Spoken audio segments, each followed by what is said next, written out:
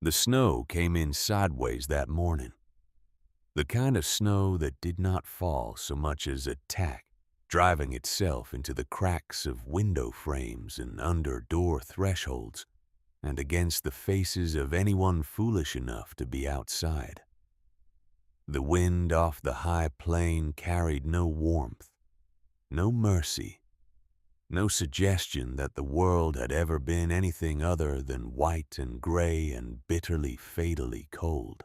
Eliza Harrow stood at the entrance of a ravine, with her hands at her sides, and her dog scout pressed against her left leg, and she looked up at the sky the way a person looks at something they have already made peace with. She was 28 years old, and she had the kind of face that people tended to underestimate. Quiet features that did not announce themselves, eyes that took in more than they gave back. She wore her mother's old coat, dark wool mended at both elbows, and her boots were good boots, thick-soled and well-oiled, the one practical luxury she had allowed herself in the past year. Behind her, the ravine dropped away into darkness. Below her feet, somewhere in the stone and earth and ancient heat of the Wyoming Territory, things were growing. She had not slept more than a few hours. She had walked 8 miles through the remnants of the first true blizzard of the season. To stand here to breathe this air, to remind herself that what her father had given her was real, that it was not delusion, that it was not the wandering fantasy of a man whose mind was leaving him. She allowed herself one long breath of cold air. Then she turned and descended into the earth, and the world above closed over her like a door quietly, firmly shut.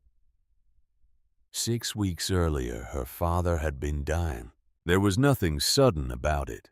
Caleb Harrow had been dying for the better part of 2 years, the way a strong tree dies from the inside out, the core softening while the bark holds its shape, and the branches still reach upward from habit and from dignity.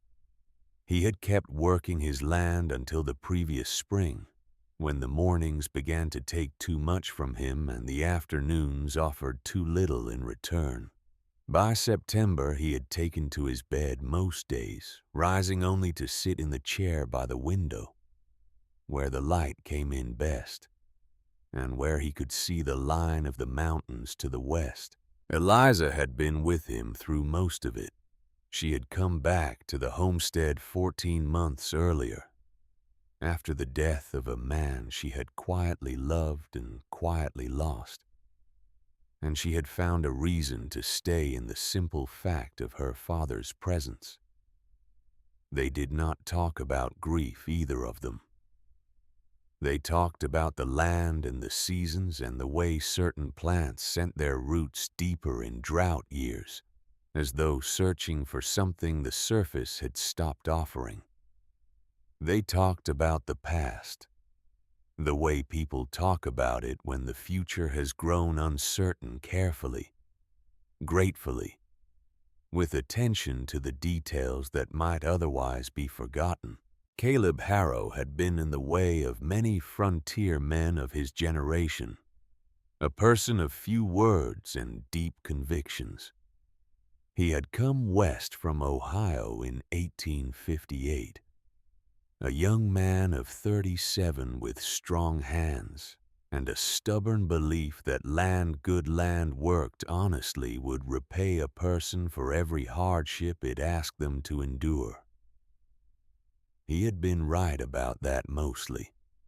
The homestead he built over 30 years was not grand, but it was solid, and it was his, and in the way that mattered most to a man like Caleb Harrow, it bore the shape of his character in every board and stone and carefully maintained fence line.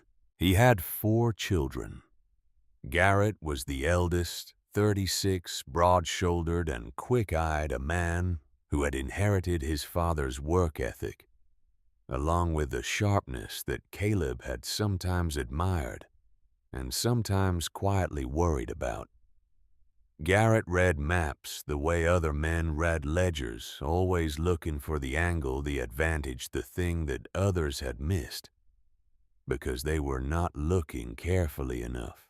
He had made himself useful early, taking on the financial management of the family's land claims, negotiating with the railroad surveyors, who had begun appearing along the territory's eastern edge in the early 1880s. He was good at it. He was very good at it, and he knew it. Cecile was 33, the second child, a woman who had always known how to be in a room without disturbing it, who had learned as a girl that agreeableness was a form of protection, and had worn it so long it had become genuine. She was not unkind. She was not calculating, not the way Garrett was. She simply moved in the direction that the wind was already blowing, and the wind in the Harrow family had always blown in Garrett's direction. Leland was the youngest, 24, still carrying the looseness of a young man who had not yet been fully shaped by consequence. He was Caleb's son in temperament, if not in discipline, generous with his laughter, quick to anger, and quick to forget anger. The kind of person who filled a room with noise and warmth and left it feeling slightly emptier when he was gone. Eliza was fond of him in the uncomplicated way she had been fond of him since he was a boy who used to fall asleep during thunderstorms and wake up pretending he had never been afraid. And then there was Eliza. The will was read on a Tuesday afternoon in November, 3 days after Caleb Harrow died, in the front room of the homestead, with the lawyer, Mr. Prentice, seated at the kitchen table, and the 4 children arranged around him like figures in a painting, formal in their grief and their anticipation, and the particular tension that settles over families when the question of what remains must finally be answered. Mr. Prentice was a careful man. He read each provision twice, slowly, in the manner of someone who understood that the words on the page were going to outlast any explanation he might offer, and who wanted to be certain they were heard correctly. Garrett received the parcel of land along the eastern boundary of the claim, the acres that bordered the railroad survey line, the most commercially valuable ground the family owned. He received it outright in full with clear title. His face when he heard this was the face of a man who had expected exactly this outcome, and was gratified to have his expectation confirmed. Cecile received the savings account, a sum kept in silver dollars in a strongbox under the floorboards that Caleb had added to steadily for 20 years. It was not a fortune, but it was real money, tangible and immediate, the kind of resource that could be converted into stability without delay. Leland received the horse and the wagon and the livestock equipment stored in the south barn. He laughed when this was read, a short, surprised sound, and then caught himself and looked at the floor. The horse was a good horse, a very good horse. In fact, a gray mare named Patience that Caleb had traded 3 seasons of harvest labor to acquire. Leland had loved that horse since he was 17. Then Mr. Prentice cleared his throat and read the final provision. To Eliza Ann Harrow, the parcel designated in the territory records as Lot 7, Section 12, comprising a ravine formation and adjacent land, total acreage 14, together with any structures or natural features therein contained. He set the paper down. There was a silence of perhaps 3 seconds. Then Garrett made a sound that was not quite a laugh, but was in the same family. Cecile looked at the table.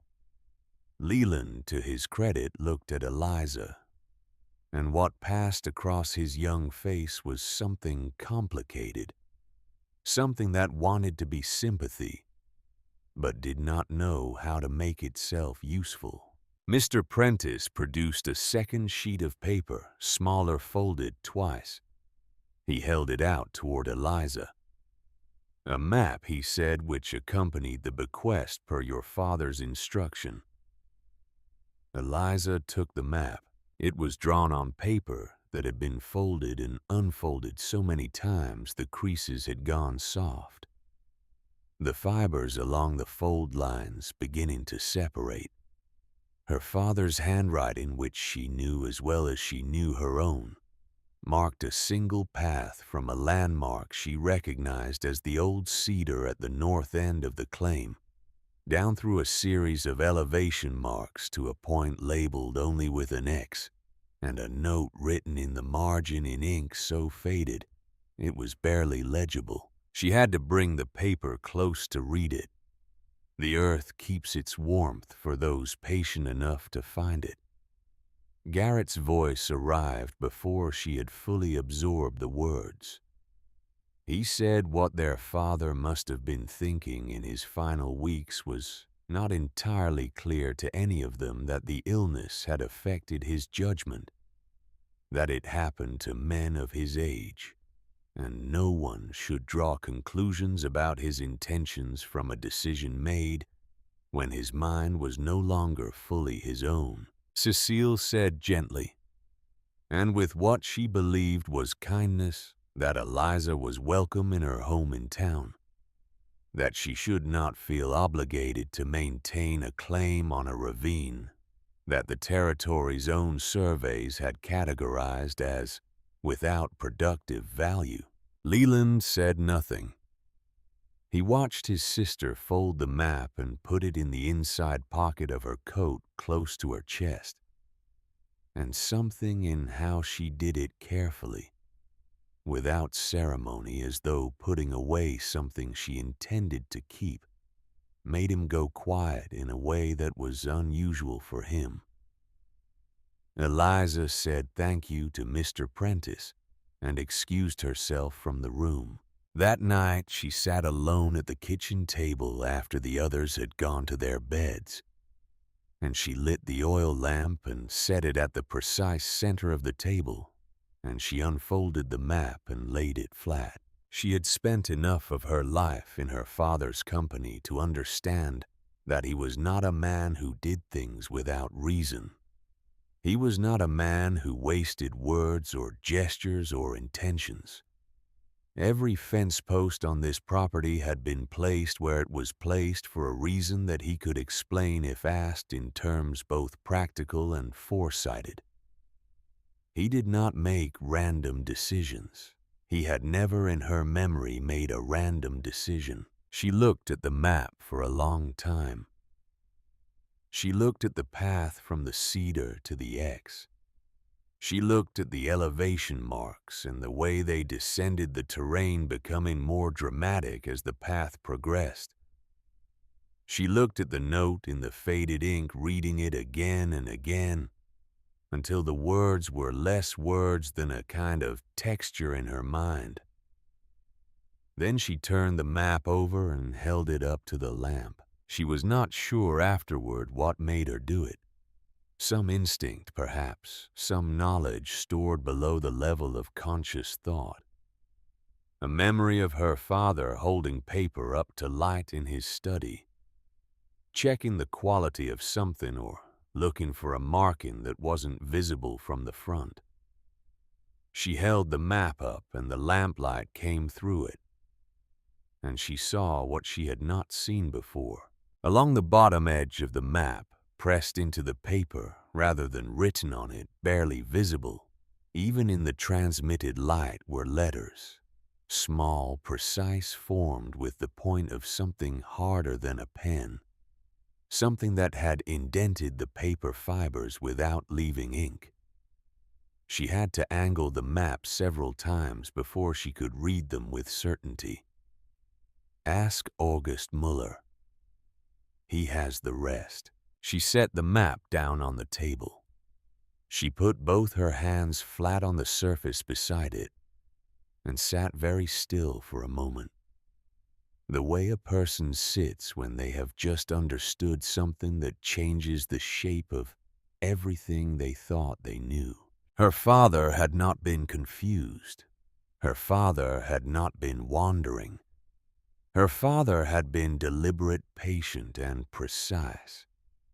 He had left a message that could only be found by someone who was paying attention, who cared enough to look past the obvious surface of the thing, who believed enough in the giver to trust that the gift was real, even when everyone around her was laughing.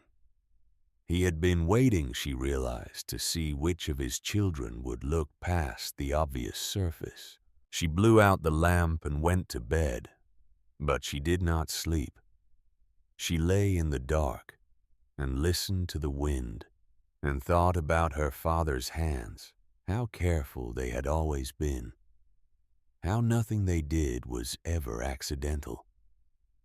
She found August Muller the following morning. His shop was at the edge of the settlement, a building that smelled of metal and fire, and the particular mineral scent of worked iron.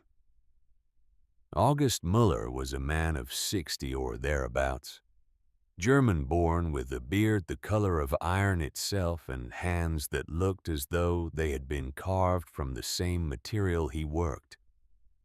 He had a reputation in the settlement for two things: the quality of his metalwork, which was exceptional, and his silence, which was equally exceptional. August Muller did not speak about other people's business. He did not offer opinions that had not been solicited. He had lived in the territory for nearly 20 years, and in all that time had accumulated no enemies and almost no scandals, which in a frontier settlement was an achievement comparable to any physical feat. He was at his forge when she arrived. He looked up when she came through the door, and he did not look surprised, which told her more than words would have. She said her father had asked her to speak with him. She said she had found the note on the map. August Muller set down his tools. He wiped his hands on the leather apron he wore. He went to the back of the shop, and she heard the sound of something being moved. Something heavy, deliberate, and then a silence.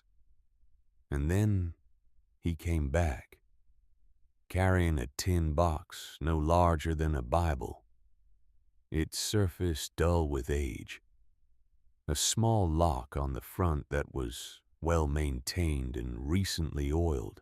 He held it out to her.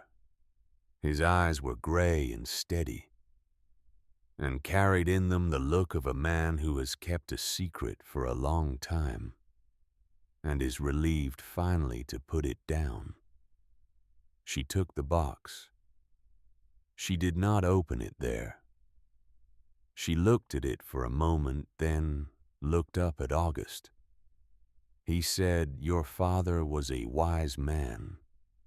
I knew him for 18 years. I never knew him to be wrong about a person." She asked him what he meant. He said, "He told me 3 years ago that you were the one. He was very certain. He said the others would not understand what he had found, that they would measure it by the wrong standard. He said you had the patience to see what it was."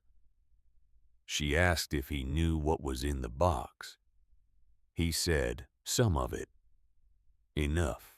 She noticed then that the lock was a small one, brass, simple in its mechanism, but well made, and that when she looked down at the map still folded in her hand, she saw at the upper corner a small brass key. tied with a short length of string that she had taken to be a manufacturing tag and had not thought twice about. She untied it. It was the key. She walked home with the box under her arm and the key in her hand and the map in her pocket, and did not stop when Cecile called to her from the window of the house asking where she had been. She opened the box alone in the room that had been hers as a girl, sitting on the edge of the bed with the curtain pulled against the pale morning light. The key turned smoothly in the lock. Her father had maintained this box, she understood, regularly, carefully, not letting time degrade what he needed to last. Inside was a journal. Her father's handwriting on the cover, clear and deliberate notes on the Harrow Ravine property. Begun April 1866. She opened it. Caleb Harrow had found the cave in the spring of his 45th year, 20 years before he died.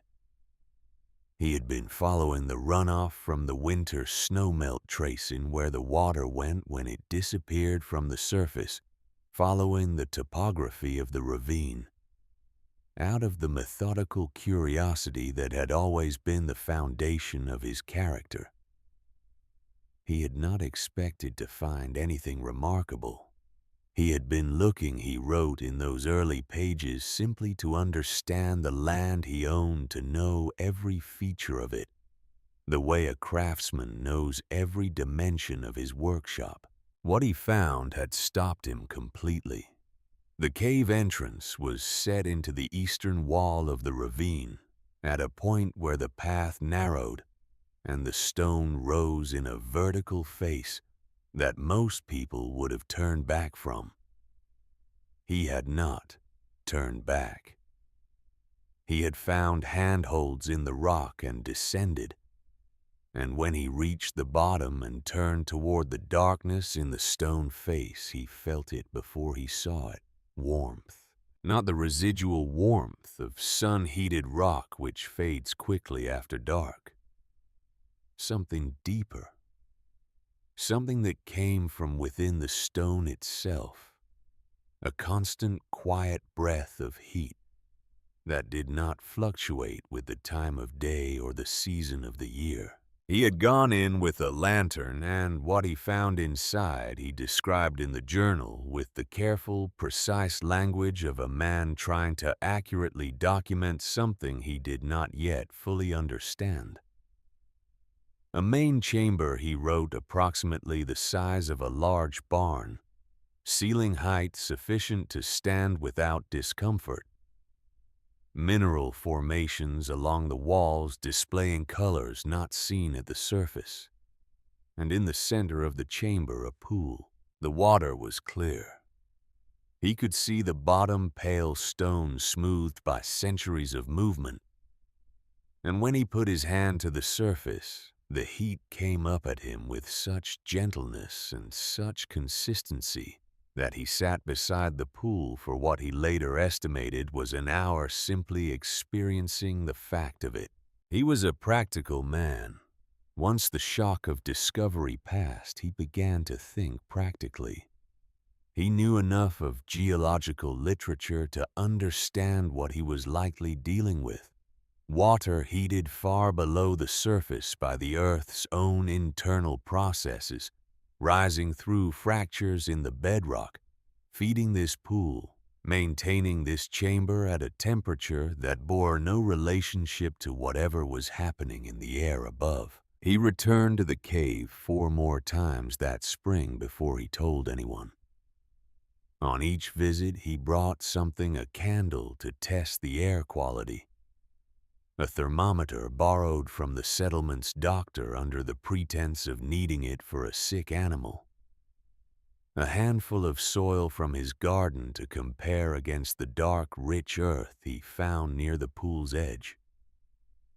He tested the water for taste and smell. He documented the growth of moss near the waterline and the small ferns in the cave's deeper reaches. that suggested not just warmth, but sufficient moisture for living things. By the end of that spring, he had reached a conclusion so significant that he had sat with it for 2 weeks before writing it down, as though he needed time to be certain he was not deceiving himself. This cave could grow food in the middle of winter. Not all food, not abundantly, not without effort, not without considerable knowledge and experimentation. But the conditions were there: the warmth, the moisture, the rich soil, the protection from frost and wind and the killing cold of the Wyoming high country. With work, with patience, with the right knowledge, this cave could be a garden in any season. He had not acted on this immediately. He had instead waited. He wrote in the journal that he did not yet know what to do with what he had found. That land of this nature, with this kind of potential, needed to be understood before it could be used, and that he needed time to think about who should ultimately carry the knowledge of it. That question, she discovered as she read further, had occupied him for years. She found the entry she was looking for in a section dated August 1871. The handwriting was the same as always, steady and deliberate, but there was something in the content of the words that she had to read twice before she was fully certain she had understood it. He had shown Garrett the entrance to the ravine that summer. Not the cave itself, just the path in the beginning of the descent. He had done it as a test, she understood, offering his eldest son the first chance, without explaining what was being offered. Garrett had looked at the ravine and asked a single question: what minerals are in the rock formation? Is there silver iron? Caleb had said there was no mineral wealth of that kind, that the land's value was of a different nature, that it required patience and observation to understand. Garrett had said with the confidence of a 36-year-old man who believed he understood value, that the territory maps already listed the ravine as unproductive. He said he trusted the surveyors. He said his time was better spent on the eastern acres where the railroad opportunity was developing. Caleb had closed his journal that evening and written only 4 words: not Garrett, not yet. Not yet, Eliza thought, reading that entry. Not yet implied that her father had still believed in 1871 that Garrett might grow into the kind of person who could receive this gift. Not yet implied that the door had not been shut, but only left for time to settle. She found no further entries about Garrett. She found instead, 6 pages later, a brief entry dated December 1873. She had been 13. The family had passed a winter evening in the main room of the homestead, the fire built high against the cold, and her father had begun talking about the cave, the way he sometimes talked about things without preamble or explanation, simply beginning as though continuing a conversation already in progress. He had described the warm water. He had described the soil. He had described the small ferns and the moss. She remembered the evening. She had not known then that the cave was real. She had thought he was telling a story. She had listened for over an hour. She had asked no questions about whether it could be sold, or how large the mineral deposits were, or what the territory surveyors might say about it. She had asked only whether the ferns were the same variety as those that grew along the creek in summer, and whether the moss changed color with the seasons the way surface moss did, and whether the warmth of the water was steady or if it fluctuated with the temperature outside. Her father had looked at her when she asked those questions she now recalled, with an expression she had not understood at 13. She understood it now. He had written 2 days after that evening, "Eliza, she is the one." She put the journal down on the bed and sat quietly for several minutes. 20 years. He had known for 20 years, and he had waited, and he had watched, and he had maintained this secret with the patience of a man who understood that the right moment and the right person were equally important, that a gift given to the wrong hands was not a gift, but a waste, and that he would rather carry the knowledge to his grave than surrender it to someone who would measure it only by what it could be converted into immediately. She picked up the journal again and read through the rest of it, the later entries where he had continued visiting the cave quietly in seasons when the family's attention was directed elsewhere, adding to his documentation of the growing conditions, recording which plants he had experimentally placed near the pool, and how they had responded, noting the temperature with the thermometer on different days, at different depths,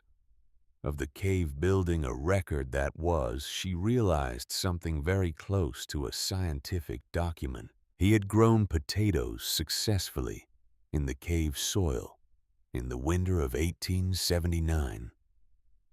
He had not brought them home. He had left them there and returned to find them firm and vital when everything above ground was frozen solid. He had sat beside the warm pool and eaten one of them raw, and he had written afterward in his journal with what she could only describe as a kind of quiet joy, "It works. It truly works." She was still reading when August Muller knocked on the door of the homestead in the late afternoon. She came to the door with the journal in her hand, and he looked at it and nodded once, the look of a man confirming something he already knew. He said there was something else she should know, something he had been instructed by Caleb to tell her only after she had read the journal.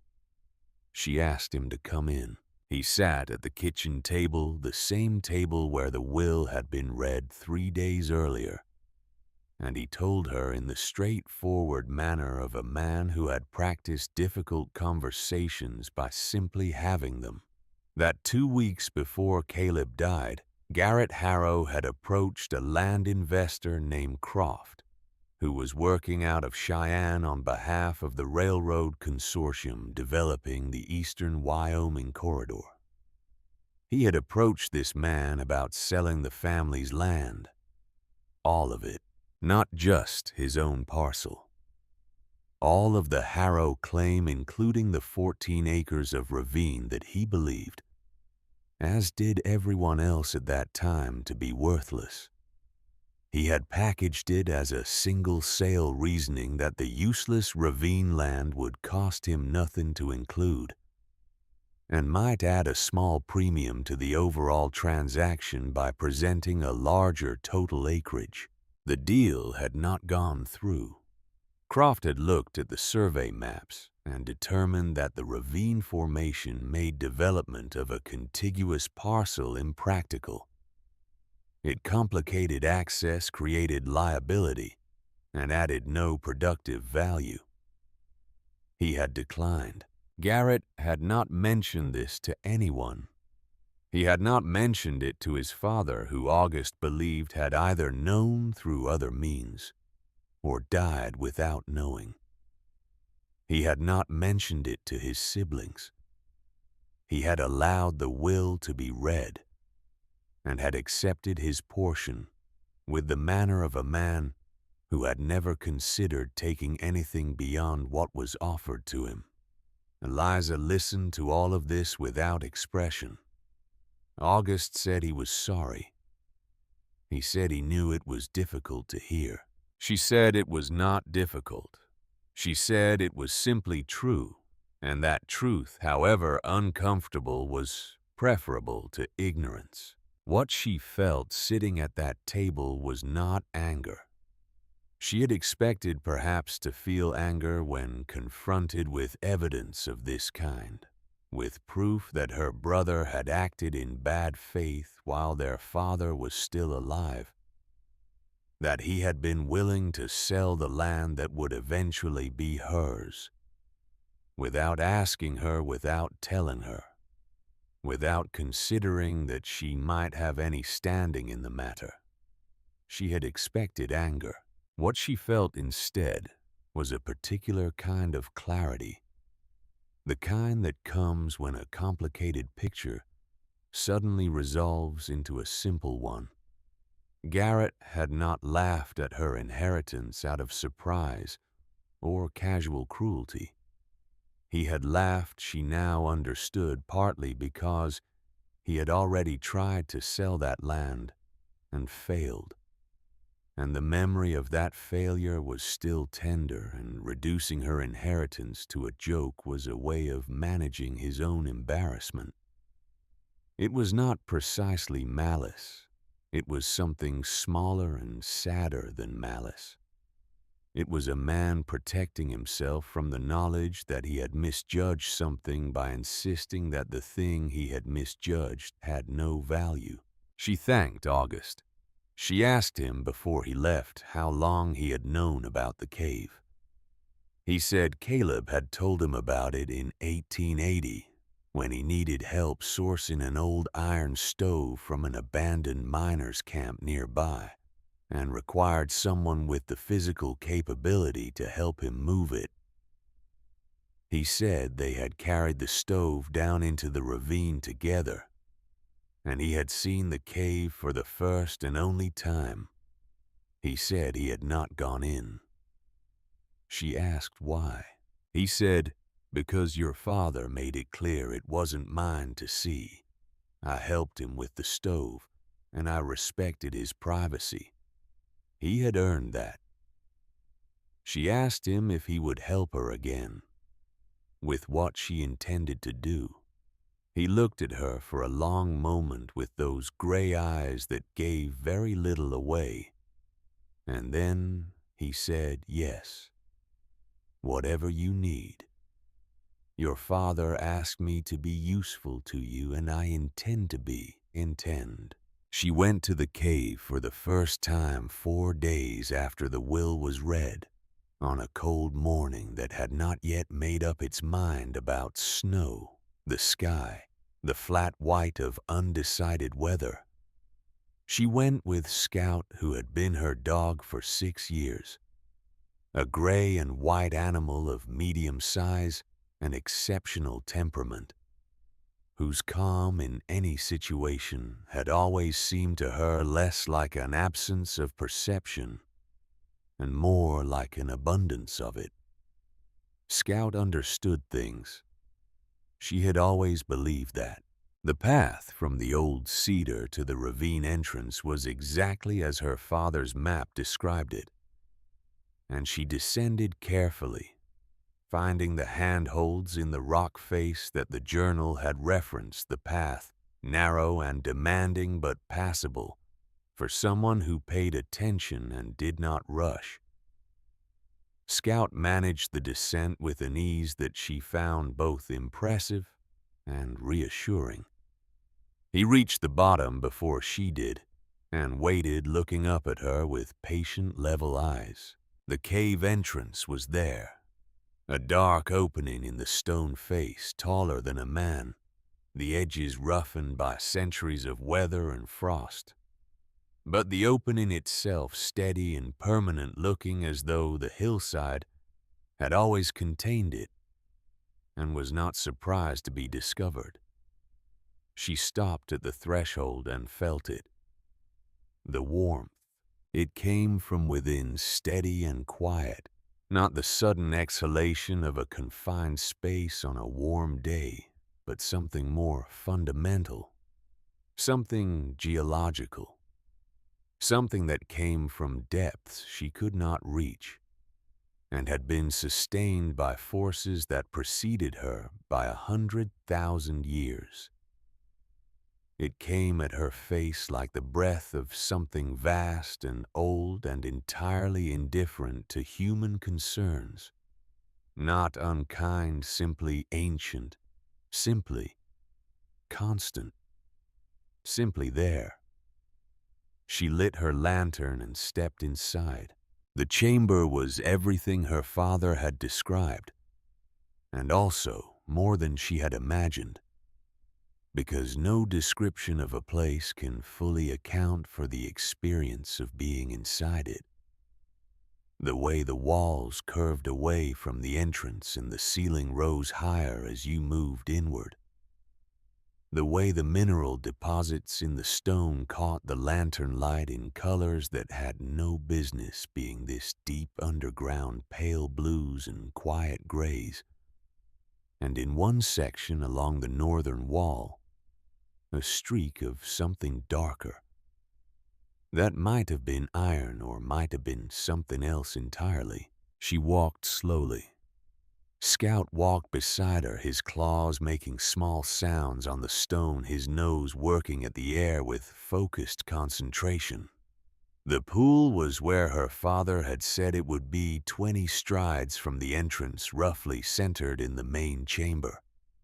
It was larger than she had pictured, 15 feet across perhaps, with a surface so still and clear that the lantern light reflected in it like a mirror. She knelt at its edge and put her hand on the water.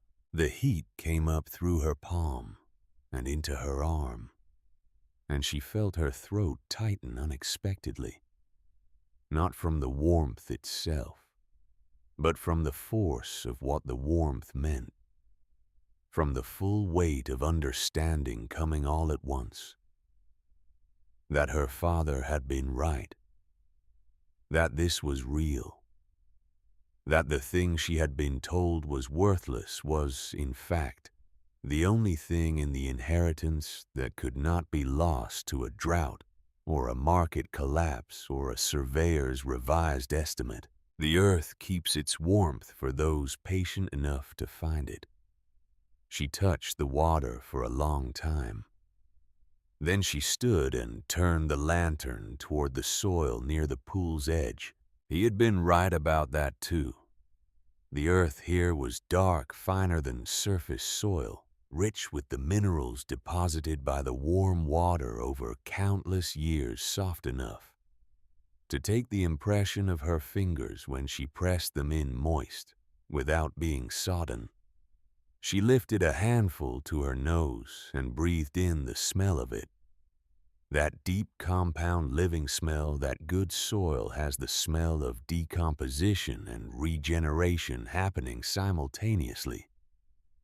The smell of things that grow. She walked the full extent of the cave. She counted her paces and made notes in the small book she had brought.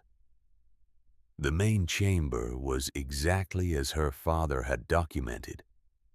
But she found in the back eastern section of the cave, beyond a slight narrowing of the passage, a second chamber, smaller with a lower ceiling that her father's journal had mentioned only briefly. She went in with the lantern and stood in the center of it.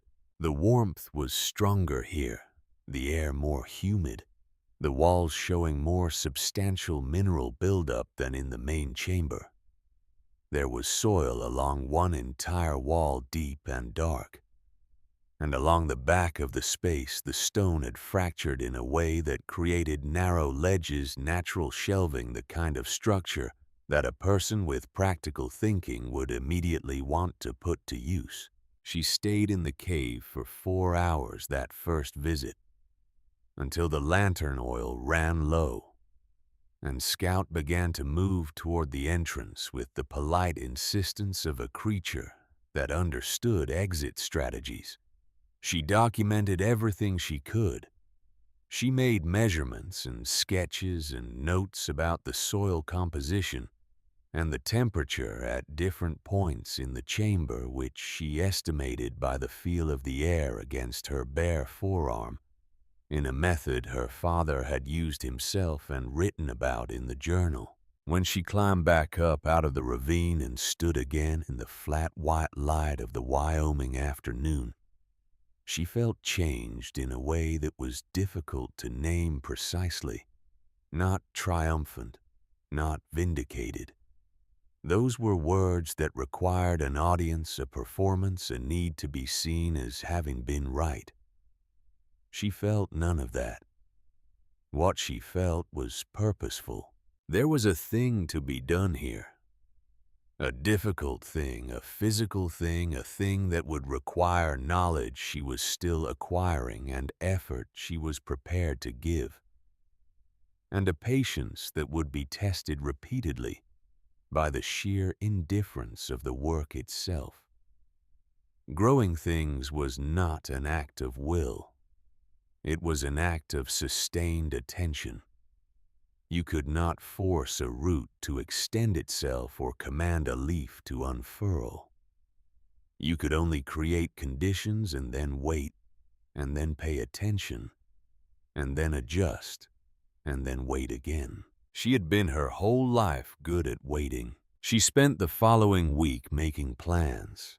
She was methodical about it the way her father had been methodical, working through each element of the problem in order what she would need, where she would get it, how she would transport it, what the sequence of preparation should be. She had her mother's seeds collected and dried over decades, stored in labeled cloth pouches in a cedar box she had kept through every move of her adult life. Potato eyes and turnip seeds, and spinach and kale and carrot seeds, and onion sets, varieties selected for hardiness, for cold tolerance, for the particular demands of a climate that gave nothing easily. She had her father's journal, which was as good as having her father's 20 years of experimental knowledge distilled into a document she could carry in her coat pocket. She had August Muller, who had said yes and meant it. She had Scout. She had time, because the alternative to using this time was to listen to Cecile's offer to come stay in town and let the claim go. And that was not something she was capable of doing, not now. Not after sitting beside that warm pool in the lantern light and feeling the heat of the earth against her palm, and understanding what her father had left her. What he had left her was not land.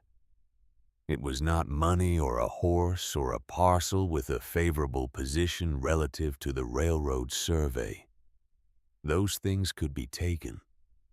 Those things could depreciate or be sold at the wrong moment by a man embarrassed by his own failed transaction. What he had left her was knowledge, a secret, a truth about the earth that he had spent 20 years documenting and protecting until he could find the right person to pass it to. She was that person. She had always been that person. He had known it since she was 13 years old, and had asked about the ferns. She began carrying materials to the cave on a Monday morning in late November. With the temperature low and the sky the beginning of something serious, she went with Scout and a pack frame loaded with the first of many loads. Tools, lamp oil, seeds, a length of rope to replace the existing handholds on the descent. As she worked her way down into the ravine, the cold tightened around her like a hand closing, and she felt rather than heard the particular quality of the silence that precedes a serious winter. The land was preparing. The sky was preparing.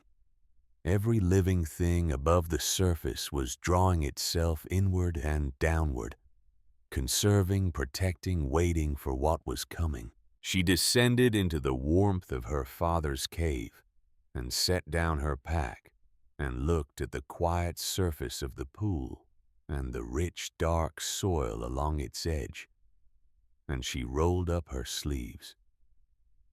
There was work to do. Above her, the Wyoming winter gathered itself. Below, in the stone and the ancient heat and the still air that smelled of earth and mineral and the faintest breath of something green, things were about to begin growing. She began with the soil. This was where her father's journal told her to begin, and it was also where her own instinct told her to begin.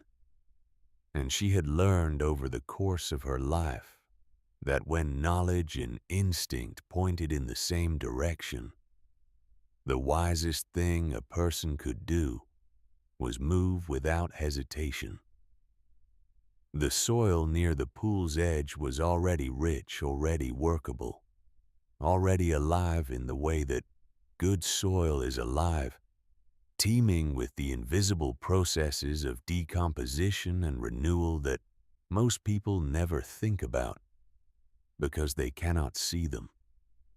But Eliza had spent enough time in her mother's garden and her father's fields to understand that living soil was not a given. It was an achievement. It was the result of years of organic material breaking down and becoming something new, of water moving through it, and minerals being deposited, and microorganisms doing their slow, patient, essential work in the dark. The soil in this cave had been doing that work for a very long time, without any human assistance. The warm water from the pool seeped outward through the surrounding earth, and whatever organic material had accumulated in the cave over centuries, wind-blown water carried, deposited by whatever creatures had used the space before, had been quietly composting in the warmth year after year, building something exceptional. She broke the surface of it with her spade on the first morning, and felt the resistance give way in a manner that was almost luxurious, the tool sinking clean and deep without the grinding refusal of frozen ground, without the rock-solid obstinance of winter soil above.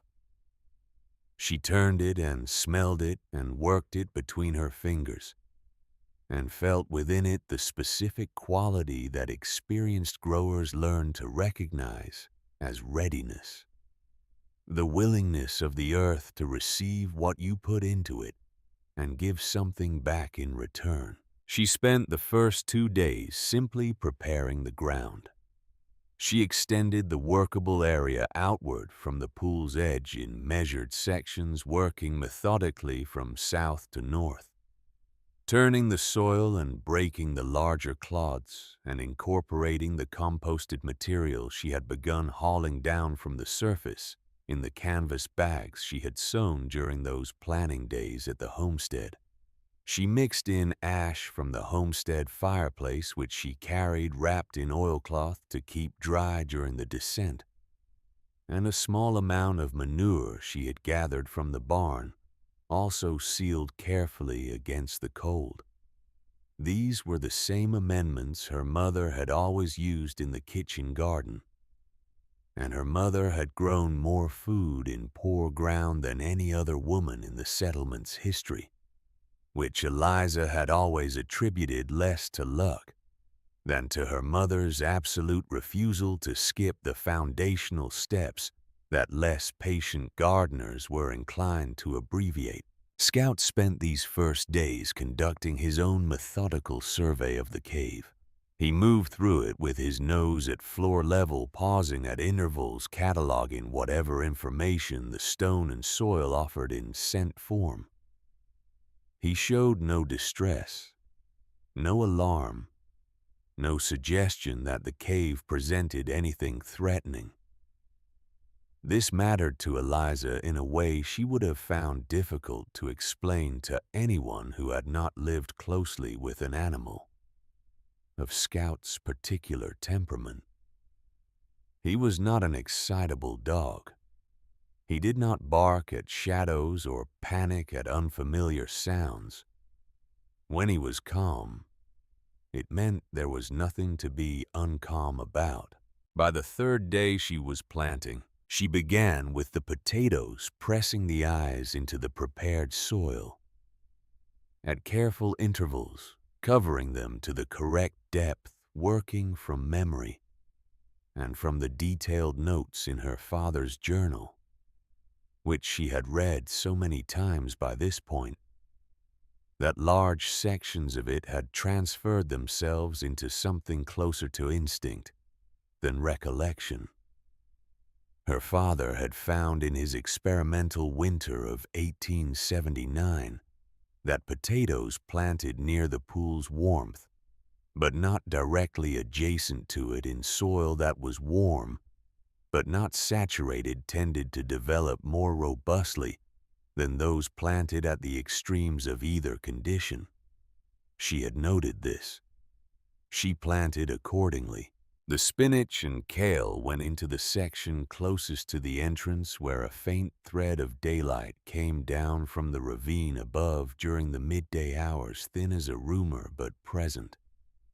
These were greens that needed less warmth than the root vegetables, but responded gratefully to whatever light was available. And her instinct told her that even the minimal natural light filtering down through the ravine's opening would be worth placing them near. She could not be certain. She could only observe and adjust, which was she was coming to understand the fundamental discipline of this particular kind of growing. Carrots in the secondary chamber where the soil was deepest and the temperature most consistent. Turnips in the center of the main chamber, where the warmth from the pool radiated most evenly across the floor. Onion sets along the eastern wall in a trench she dug with particular care, tamping the soil over each one with the flat of her hand. She worked by lamp and by the feel of things and by the knowledge accumulated from a lifetime of paying attention. And when the days were long and the work was physical and repetitive, in the manner that farming work always is, she did not find it tedious. She found it clarifying. There was something in the act of planting that organized the mind, that removed from consideration everything that was not immediately relevant, that narrowed the world down to the specific thing in your hands, and the specific ground in front of you, and the specific task of placing one correctly into the other. She was in these hours not a woman who had been laughed at by her siblings, or dismissed by the settlement's opinion formers, or quietly pitied by a brother whose pity was itself a kind of theft. She was simply a person growing things in the earth. Scout lay near the entrance during the long work hours, positioned where he could watch both the interior of the cave and the ravine passage above. Occasionally he raised his head and looked toward the light, monitoring whatever the outside world offered in sound and scent, and then returned his chin to his paws, with the air of someone who has considered all available information and found it satisfactory. The days developed a rhythm. She rose before light if she had slept in the cave, or began her 8-mile walk in the pre-dawn dark if she had spent the night at the homestead.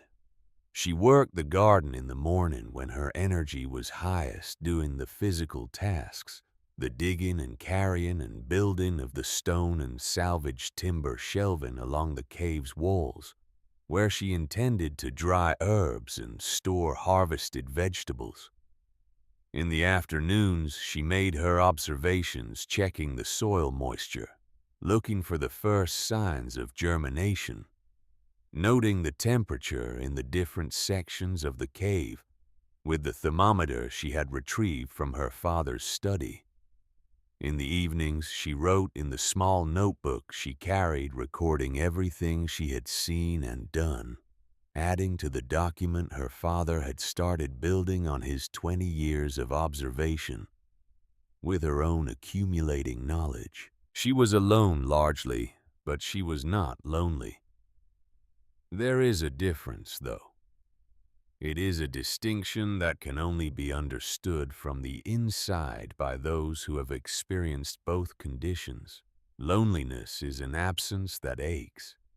Solitude, when chosen and purposeful, is something closer to its opposite, a fullness, a self-sufficiency that is not indifference to others, but a temporary independence from the need of them. She had the cave, and the work, and Scout, and her father's journal, and the growing certainty that what she was doing was both possible and necessary.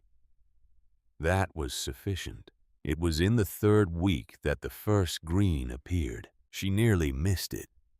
She had been checking the spinach section in the thin midday light, and had almost moved on to the kale when she saw it, at the edge of her lantern's reach. A thread of green so fine and tentative that it might have been a trick of the light. She brought the lantern closer. It was not a trick. It was a seedling barely a quarter-inch of stem, and the folded suggestion of a first leaf, pushing up through the dark soil with the blind absolute determination that growing things bring to the act of beginning. She knelt beside it for a long time. Scout came and stood behind her, and she felt his warmth at her back. The earth was keeping its promise. Above ground, the season had made its intentions known with the finality of a judge delivering a sentence. The first serious storm arrived in early December, with a vanguard of wind that came across the high plain like a physical object, something that could be leaned against and that pushed back harder than you leaned. The temperature dropped 30 degrees in less than a day. The kind of drop that killed livestock, if they were not already sheltered, and that killed unprepared people with a speed that made no moral distinctions between the deserving and the undeserving. The sky turned the color of old pewter and stayed that color. The settlement gathered itself. Families moved their wood supplies inside and stacked what coal they had against walls and hung extra canvas over windows and doors. The social life of the place compressed inward, drawing toward warmth and away from exposure. The small daily rituals of community reduced to the essential transactions of survival. In the Harrow family's larger house on the northern edge of the settlement, Garrett and Cecile had pulled their households together for the winter, a practical decision that also had the effect of making their combined resources appear more substantial than they might have been individually. Garrett had stored enough provisions for a long winter, because Garrett planned for contingencies, and a bad winter in Wyoming territory was not a contingency but a certainty that only the unprepared treated as a surprise. He heard the rumors about Eliza within a week of the first storm. August Muller had let something slip, or had perhaps chosen not to prevent something from slipping in the way that honest men sometimes allow truth to move through a community without technically being the ones who carried it. What circulated was not specific. It was the general shape of a story that Eliza Harrow was maintaining her presence at the ravine, claimed that she was doing something there, that August had been seen helping her with some kind of construction. Garrett heard this and felt something move through him that he did not examine closely. He told himself it was concern for his sister's safety that the ravine was not fit. Winter shelter that a woman alone with 14 acres of useless ground and a dog was not a situation any reasonable person would leave unaddressed. He told himself this with the conviction of someone who needs to believe what they are saying and has not yet noticed the gap between what they are saying and what they actually feel. What he actually felt was more complicated. There was concern in it. Yes, genuine concern. He was not a man without human feeling. But beneath the concern was something smaller and harder. Something that had been sitting in him since the day the land investor Croft had declined his bundled sale because of the ravine. Since the day he had sat in that man's Cheyenne office and been told in the polite and businesslike language of commercial rejection that the ravine made the package impractical. He had come home from Cheyenne and said nothing to anyone and had spent the following 2 weeks in the particular private misery of a man who has made a miscalculation that he cannot afford to have witnessed. He had categorized the ravine as worthless because Croft had categorized it as worthless. He had borrowed the certainty of a stranger because it had confirmed the opinion he had already formed, which was that anything his father had assigned value to, that the open market did not corroborate, was probably sentiment masquerading as judgment. And now his sister was out there in the winter doing something at that ravine, and the possibility that she might be doing something real, something that mattered, something that proved the old man's judgment sound and his own hasty, and that he had nearly sold it out from under her without asking, was a possibility he found difficult to simply sit with. So he did something. He paid 2 men, brothers named Callow, who did seasonal labor around the settlement, to go to the ravine and take down what he described as a hazardous rope installation on the rock face. He told them it was a safety concern. He was not certain he was lying exactly. He was certain enough that he did not think about it very carefully. Eliza found out on the kind of day that punished carelessness. She had spent 3 days at the homestead, the longest she had been away from the cave.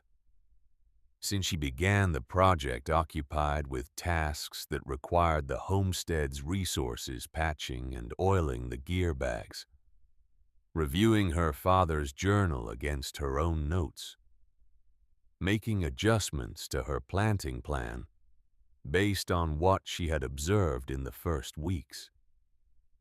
She had resupplied her lamp oil and gathered more seeds from the cedar box and wrapped them carefully against the cold. On the 4th morning, she packed her frame and called Scout and set out. The path to the ravine was by now as familiar to her as any she had ever walked. She knew its specific demands at every point where the footing was reliable and where it required attention, where the wind came from the wrong direction, and where the terrain offered natural shelter. She reached the ravine entrance and began the descent. She was 15 feet down when she reached for the rope, and it was not there. The movement she made was reflexive and automatic, her hand reaching for what her body expected to be present, finding nothing, and the small overcorrection of surprise on a narrow path on a steep rock face in December. Her boot slipped. For a fraction of a second, there was nothing between her and the drop below, except the cold air. and the shock of understanding that she had miscalculated. Then something hit the back of her coat with sudden focused force, a pressure that was immediate and deliberate and exactly right. And she found the rock face with her free hand and stopped. She turned her head. Scout had his teeth in the heavy wool of her coat at the shoulder. His body braced against the path behind her. 4 paws locked against the stone, every muscle committed to the single task of keeping her from going further forward than she should go. He was not a large dog. He was exactly large enough. She pressed herself against the rock face and stayed there, breathing until the shaking in her hands subsided. Scout released her coat and stood beside her. His body still angled between her and the drop, and she put her hand on his neck and felt the tension in him, the alertness that had not yet fully released. She descended the rest of the way, using only the natural handholds in the rock, moving with extraordinary care, testing each placement before committing to it. When she reached the bottom, she sat on the cold stone and looked up at where the rope had been anchored. The anchor points were still there.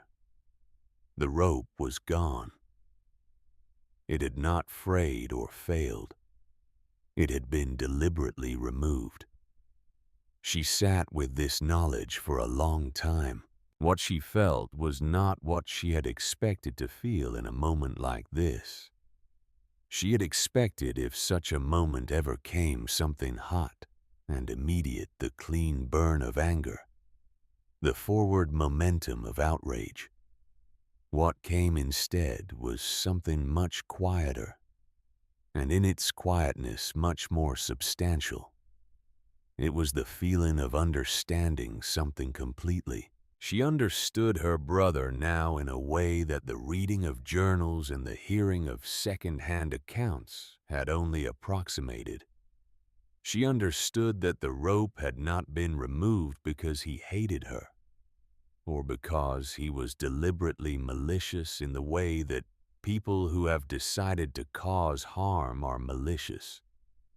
It had been removed because he was afraid of what she might be proving, and because fear in certain kinds of people manifests as control, as the elimination of the thing that frightens them, rather than a confrontation with the fear itself. She understood this because she recognized it. She had seen it before in smaller gestures across her entire shared life with Garrett, the way he managed the things that unsettled him by removing them from his field of vision, rather than examining why they unsettled him. It was not a strategy he had chosen consciously. It was a strategy that had formed around him so gradually over so many years that it had become indistinguishable from his character. And then she cried, not from anger, not from fear, though the fear of the fall had been real, and the proximity of it had shaken her in a way she would not quickly forget. She cried because of a feeling that had no simple name, a compound feeling made up in equal parts of grief and clarity, and a deep aching recognition of the gap between what people are capable of being and what they actually manage. She loved her brother in the complicated, untransferable way that siblings love each other, when the relationship is old enough to have survived being tested. She had always loved him, and he had sent men to pull the rope from the wall of her ravine in the middle of a Wyoming December.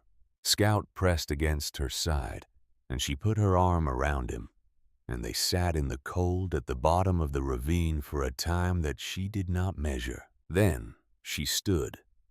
She went into the cave. She checked every planting in every section of the cave with careful, methodical attention. She found 2 more seedlings that had emerged overnight in the kale bed. Their first leaves still curled inward, with the characteristic modesty of very young things. She made a note of them. She checked the soil moisture in the potato section and found it exactly where she wanted it. She noted the temperature in the secondary chamber and found it had risen slightly, which she attributed to the increased humidity generated by the growing plants themselves.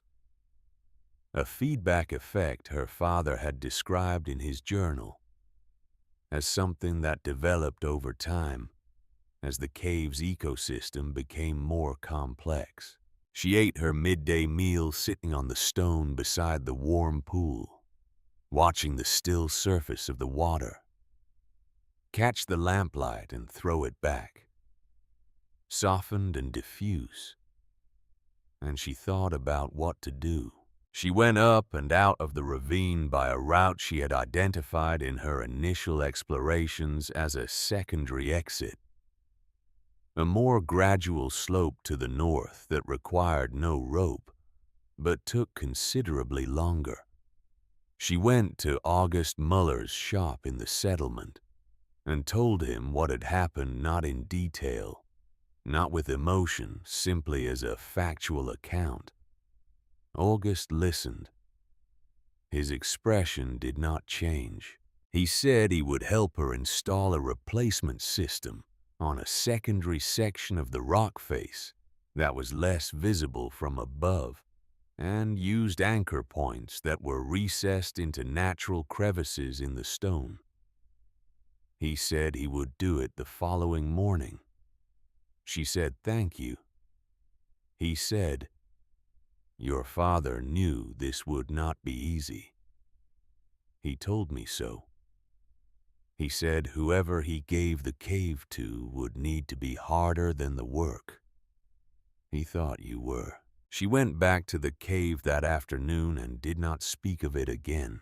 The rope was reinstalled within 2 days, in a position that was functionally better than the original, more protected from the elements, with 2 separate anchor systems, so that the failure of one would not leave the descent unserviced.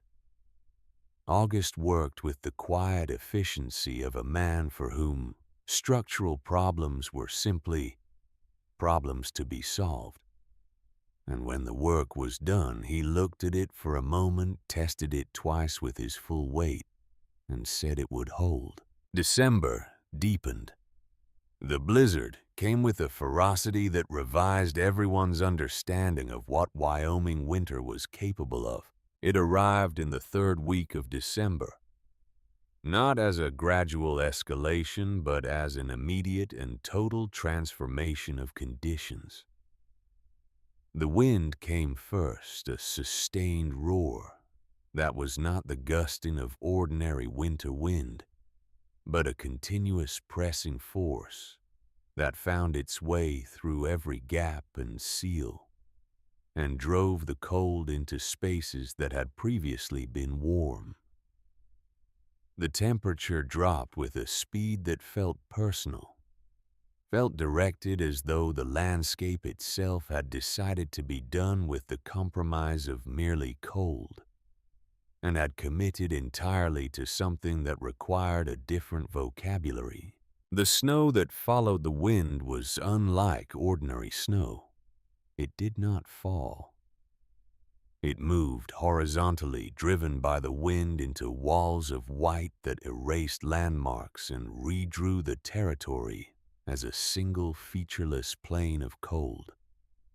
The distinction between the ground and the sky became theoretical. The familiar shapes of the settlement, the water tower, the church steeple, the outline of the livery barn were swallowed by the white and did not return for days. Families who were inside stayed inside. Families who were not inside when the storm hit did not always survive their attempts to reach shelter. The settlement had prepared or had believed it had prepared. The provisions stored in root cellars and pantries had been estimated against the expected duration of the cold season by people with experience and with good intentions. What they had not accounted for, what no one accounted for, was a winter that did not behave like the winters they had used to form their estimates. A winter that did not offer the usual breaks, the warming days scattered through January that allowed resupply and movement, and the replenishment of what had been depleted. A winter that committed. By the final days of December, the settlement's food calculations had already proven optimistic. The families with the most resources were rationing. The families with fewer resources were in difficulty of a more immediate kind. The doctor, Dr. Aldrich, a man of 50 who had practiced medicine in conditions that had stripped away most of his illusions about human endurance, moved from house to house in the storm's aftermath, assessing the situation with the methodical grimness of someone who already knew what he was gonna find. He found a community entering genuine crisis. He found stores depleted faster than anticipated by the cold itself, which demanded more calories for warmth than a milder winter would. He found children who were losing the brightness in their eyes that indicates adequate nutrition taking on. Instead, the slightly dull inward look of bodies beginning to redirect resources from development to basic maintenance.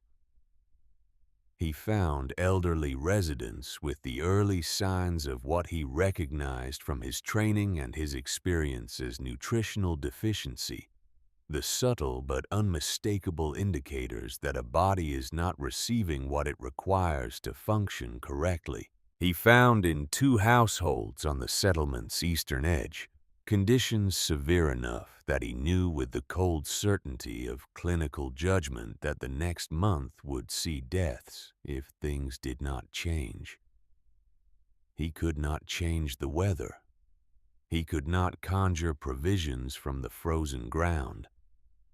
He could offer what medicine could offer, which in a situation of nutritional deficiency was not much, because the treatment for nutritional deficiency is food, and medicine is not food. He told George Muller, who was one of the settlement's informal centers of practical information, that what he needed was fresh food.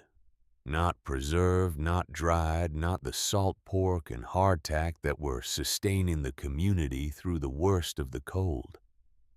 Fresh vegetables, specifically something with the nutrients that winter provisions simply could not replicate. August said nothing for a moment. Then he said, "I know someone who might be able to help. I will send word." Eliza in the cave below the ravine did not know any of this yet.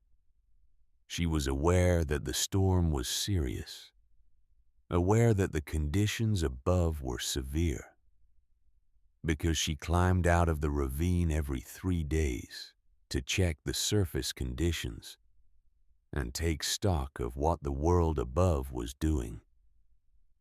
But the specific crisis in the settlement, the precise state of its provisions, the rate at which things were deteriorating was not information that had reached her. What she had was her garden, and what her garden was doing was growing. The potatoes had taken hold. She had found the first evidence of potato growth in the soil. The small disturbance of the surface that indicated something was pushing upward from below. And then the first tentative green shoots appearing in the warmth of the pool's ambient heat. Pale at first from the darkness, but thickening and darkening as they extended. She had never grown potatoes in anything other than ordinary conditions. and she had not been certain, not entirely certain, that the cave would support them. The certainty she felt now, watching those chutes advance, was not the certainty of someone who had simply been proven right. It was the deeper certainty of someone who has discovered that the world is capable of more than it typically shows. The kale was advancing in the section near the entrance, reaching upward in the thin daily thread of natural light, its leaves taking on the robust dark color of a plant that is genuinely thriving rather than merely surviving. She tasted a leaf and found it sweet. The cold weather sweetness that kale develops when it experiences temperature. Drop a sweetness she had not expected to find underground, but that evidently the cave's particular atmospheric conditions were capable of inducing. She noted this carefully. She tasted another leaf. She noted this too. The spinach was less certain. Some of it was doing well, the plants in the sections of richest soil near the pool. Some of it was doing less well. Thinner stems, lighter color, a suggestion of insufficiency. She made adjustments, adding compost, adjusting the water distribution from the small channel she had carved in the stone floor to direct pool overflow through the planting areas, changing the spacing in the less successful sections to reduce competition for resources. This was the part of growing things that no journal entry and no inherited knowledge could fully prepare you for the specific, unrepeatable conditions of this particular place, in this particular season, with these particular plants, and this particular soil, and this particular warmth rising from this particular geological feature. Everything she knew from her father's documentation was valuable. Everything she knew from her own experience of gardening was applicable. But the cave was its own thing with its own rules, and the only way to learn them was to be present and pay attention and make adjustments, and be present again the next day. She slept in the cave several nights running during the worst of the blizzard, when the descent into the ravine and the return were too dangerous to attempt with the wind at the strength it was reaching. On those nights she lay on her frame bed beneath her furs, with Scout pressed against her side, and the lamp turned low, and the warm pool breathing its quiet heat across the chamber, and she read her father's journal by lamplight, and felt something she had not expected to feel quite this acutely in the circumstances: gratitude. Not gratitude for the cave exactly, though she was grateful for the cave. Gratitude for the man who had spent 20 years preparing this gift for a specific person. For the patience of it, the long-sightedness of it, the fundamental trust in a 13-year-old girl's character that had led a dying man to press a map into her hands, with the certainty that she would know what to do with it, to do with. She thought about the moment Mr. Prentice had read the will, and her siblings had laughed. She thought about what Garrett had said about their father's mind failing. She thought about what Cecile had offered the room in town the invitation to let the claim go. She thought about Thomas's face, young and confused, and unable to offer anything useful in the moment. She did not feel anger at any of it, not anymore. She had moved past anger into something quieter, a kind of informed compassion for the limits of other people's vision.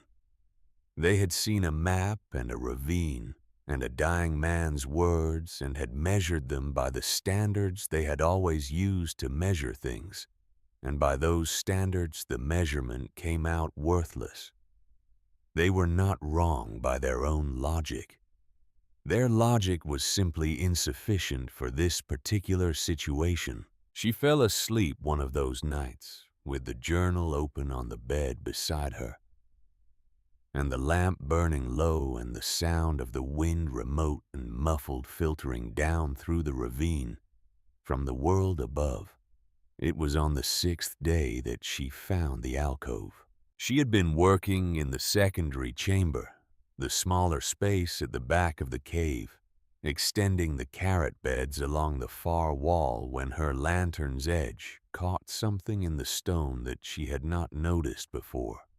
A change in the rock face's angle subtle enough to have been invisible in the direct beam of the lamp, but apparent in the softer peripheral light when she turned to reach for her tools. A narrowing and then a deepening in the wall, not dramatic, not an obvious passage, simply a place where the stone had recessed far enough to create a space behind it that you would not notice unless you were looking from a specific angle at a specific quality of light. She went toward it with the lantern extended. The alcove was small, perhaps 5 feet deep and 6 feet wide, with a ceiling that required her to bend her head to enter. The floor was smooth stone worn in a way that natural erosion alone did not fully account for worn, in the way that floors are worn by the repeated passage of feet. She brought the lantern down to floor level and looked. At the rear of the alcove, in the corner where 2 walls met the floor, were the remains of a fire. Not a recent fire. Old ash, compacted and cold. The kind that has been undisturbed for years or decades. Beside the ash, partially embedded in the soil that had accumulated against the alcove's back wall, was a fragment of what had once been a much larger piece of tanned hide, dark with age, its edges frayed into threads, its surface bearing the ghost of a geometric pattern worked in something that had once been dye. She looked at these things for a long time. She did not touch the ash or the hide fragment. She continued looking. In the corner to her right, half buried in the accumulated soil and visible only because the lantern's light caught the slight difference in color between fired clay and raw earth, was a vessel. A small pot no larger than 2 cupped hands made of clay, and fired in a manner she recognized from pieces she had seen in the settlement's general store traded in from the territories further west. The surface was decorated with a pattern of lines and marks that she did not know how to read, but that she understood without needing to read them as meaningful, as the evidence of intention of craft of a person who had made this object with care and placed it in this space for reasons that had mattered to them. Someone had sheltered here, had come here in winter as she had come here in winter, and had found the same warmth from the same source, and had stayed and had made a life of the stay-in for some period of time she could not determine. Someone before her, someone who had known what she now knew about this place, who had felt the heat coming up from the earth, and understood that it offered something that the surface in winter could not. She sat in the alcove for a while, the lantern on the floor beside her, her back against the smooth stone wall. She thought about her father's journal. She had read it many times by now, and she had the texture of it in her memory, the particular passages in their particular language. She thought she knew what she would find when she checked it, but she wanted to be certain. She came out of the alcove and went to the main chamber, and took the journal from her pack, and found the entry she was looking for. Her father had written it in the summer of 1868. 2 years after he first found the cave. He had been exploring the back reaches of the secondary chamber when he found what he described as a small recessed area in the stone. He had found the ash and the clay vessel, the same vessel she had just seen, because it had been there all along, and he had replaced it exactly as he had found it. He had understood what it meant. He had written in the careful hand that never wasted a word, "I am not the first man this earth has kept warm. Someone found this place before me in a harder season than any I have known. They were kept alive by the same warmth that I now stand in. I left everything where it was. It does not belong to me." He had never mentioned it to anyone as far as she could tell. It was not in the sections of the journal that documented the cave's growing conditions or the geological features or the experimental plantings. It was a single entry brief, set apart from the practical documentation around it by its different quality of observation. Its attention to a human dimension of the cave's history that had nothing to do with what could be grown in it. She went back to the alcove and stood at its entrance for a moment. Then she carefully lifted the clay pot from the soil where it sat, cradling it in both hands, and carried it to the main chamber. She found the natural stone shelf along the cave's eastern wall, a ledge formed by a fracture in the rock at about shoulder height, wide enough and stable enough to serve as a surface. She placed the pot there where the lantern light would reach it, where it was no longer half buried and overlooked, but present, acknowledged, given the position of something worth keeping. She stepped back and looked at it. She thought somebody kept alive in this cave, in a winter that was trying to kill them, made this object with their hands, and brought it with them to this place where the earth was warm. She thought my father knew this and kept the knowledge with the same care he kept everything that mattered, quietly, without display, without making it into something it was not. She thought, I am the third story in this cave, after whoever came before my father and my father himself. And the story is about the same thing it has always been about: warmth. The kind the earth provides. The kind that keeps things alive when the surface is trying to kill them. Scout had followed her from the alcove and was now sitting at her feet, looking at the pot on the shelf. With the focused, serious attention he brought to all new objects, until he had determined they were not a threat. He apparently determined this because, after a moment, he turned away and went to his usual place near the entrance and lay down. The blizzard above had not lessened. She could feel it in the way the air moved through the cave, a faint, intermittent pulse, as though the storm's force was reaching all the way down through the ravine and the stone and making itself known even here in the warm dark. But it could not come in. It could press against the outside of the world she had built here, and could not enter it. And the plants continued to grow, and the pool continued to emanate its steady warmth, and the air in the cave remained constant and sufficient. She went back to work. She harvested the first spinach leaves that evening, enough to fill the bottom of a basket, their color deep and vivid, their texture, the crisp, full texture of a plant that has had everything it needed. She ate some of them raw, sitting on the stone beside the pool, and tasted what they were: not just spinach, but proof; not just food, but evidence; not just survival, but the specific, verifiable truth that her father had believed in, and she had chosen to believe in, and that the earth had now confirmed. She thought about the settlement. She had not been into town for 3 weeks. August had sent word through a neighbor's boy who lived on the claim adjacent to the ravine's northern edge.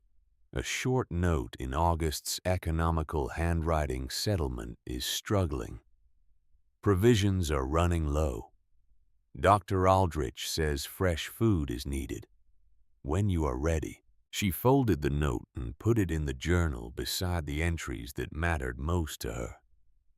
Then she looked at the baskets she had brought down in the previous weeks. Good baskets tightly woven with covers that would keep the cold off whatever was inside them. She looked at the shelves of dried herbs and the stored potatoes and the growing beds of kale and spinach. She looked at the bundles of carrots that had come out of the secondary chamber 2 days ago, firm and sweet, a surprise in their quality that had made her sit down on the ground and simply hold one for a moment before she could continue working. She made her calculations. She wrote them in her notebook. She thought about what 3 days of difficult travel through blizzard aftermath would require of her, and whether she could manage it. She thought about Scout, whose paws she would need to watch carefully in the ice-crusted snow. She had been underground for weeks. She had been tending this garden and sleeping in this cave and living in the warmth below the surface while above her the winter had been doing what the worst winters do, which is to show people what they are made of by taking away everything except the barest essentials and waiting to see what remains. She climbed out of the ravine the next morning before first light, pulling herself up the rock face, hand over hand, and when she came up over the edge, she stood upright, and the cold hit her like a wall, and the snow lay in drifts that came to her chest, and the sky was a pale, merciless blue that offered light without warmth, in the way that certain kinds of honesty offer clarity without comfort. She looked toward the settlement. A day's hard travel through that snow, through those drifts in that cold, with baskets on her back.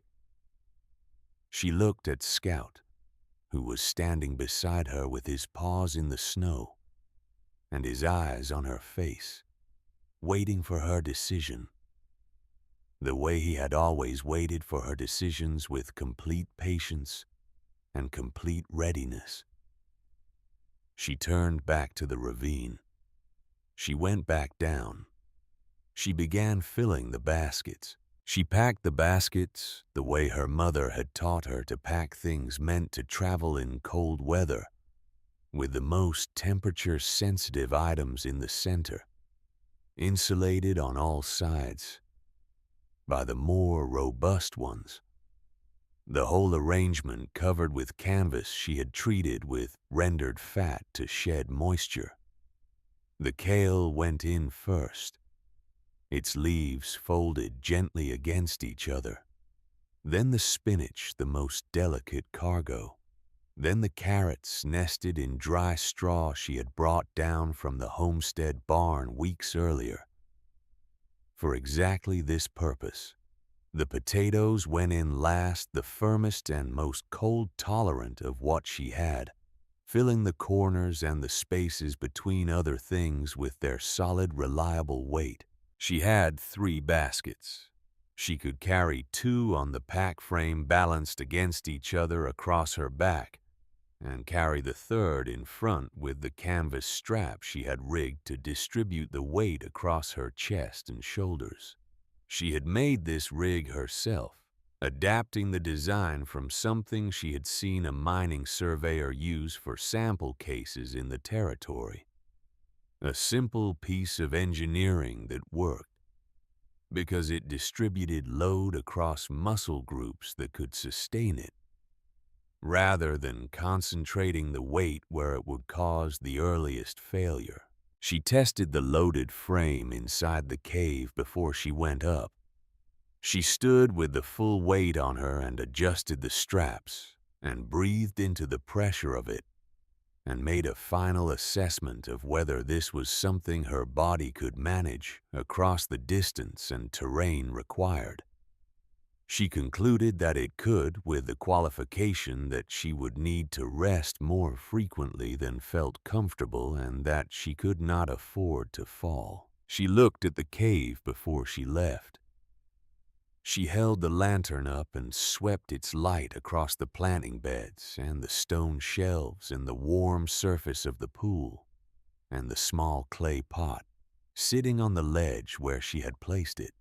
She looked at the green things growing in the warm dark, the kale reaching for the thin thread of daylight, the potato shoots pale and determined, the onion tops thin as wire and advancing steadily.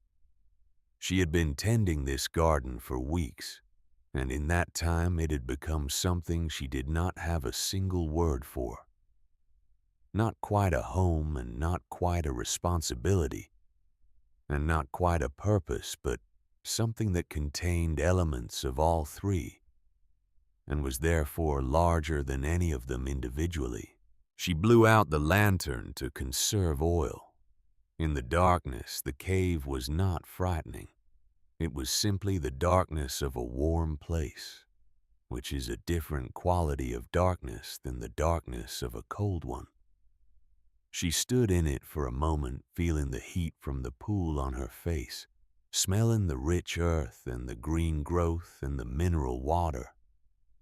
Then she put the lantern in her coat pocket and climbed. The surface world received her with the indifference it always showed. The cold was total and immediate, the kind that doesn't negotiate, that does not allow for the gradual adjustment of a body moving from inside to outside. It took everything she had in the first minutes above ground simply to breathe it without flinching. Scout bounded up over the ravine edge ahead of her and stood in the snow with his paws sinking in the crust and his breath making small clouds in the still air, looking at her with the alert, ready expression of an animal that has already committed to wherever this is going. She oriented herself by the mountains which were visible now in the pale winter light, distant and absolute and entirely reliable as fixed points in a landscape that the snow had otherwise rearranged. She found the bearing she needed and started moving. The first hour was the hardest. The snow had drifted in the storm's aftermath into configurations that were difficult to read from above smooth surfaces that concealed depths she could not anticipate, so that each step was a small act of trust that the ground would be where she expected it to be. Twice in that first hour, she sank to her hip, the crust giving way without warning, and had to haul herself out with her arms while keeping the basket arrangement stable and the contents protected. Scout moved ahead of her, his lighter weight keeping him on the surface more reliably, and she learned to watch where his paws broke through and where they held, using him as a guide to the snow's varying density. She did not think about the distance. She had found over weeks of this work that thinking about distance was counterproductive, that the mind's tendency to calculate how far remained was less useful than the body's capacity to simply continue step after step without requiring the endpoint to be visible. She thought instead about the baskets, about what was in them, about the particular cold tolerance of each variety, and the critical importance of keeping everything above the freezing threshold during the journey.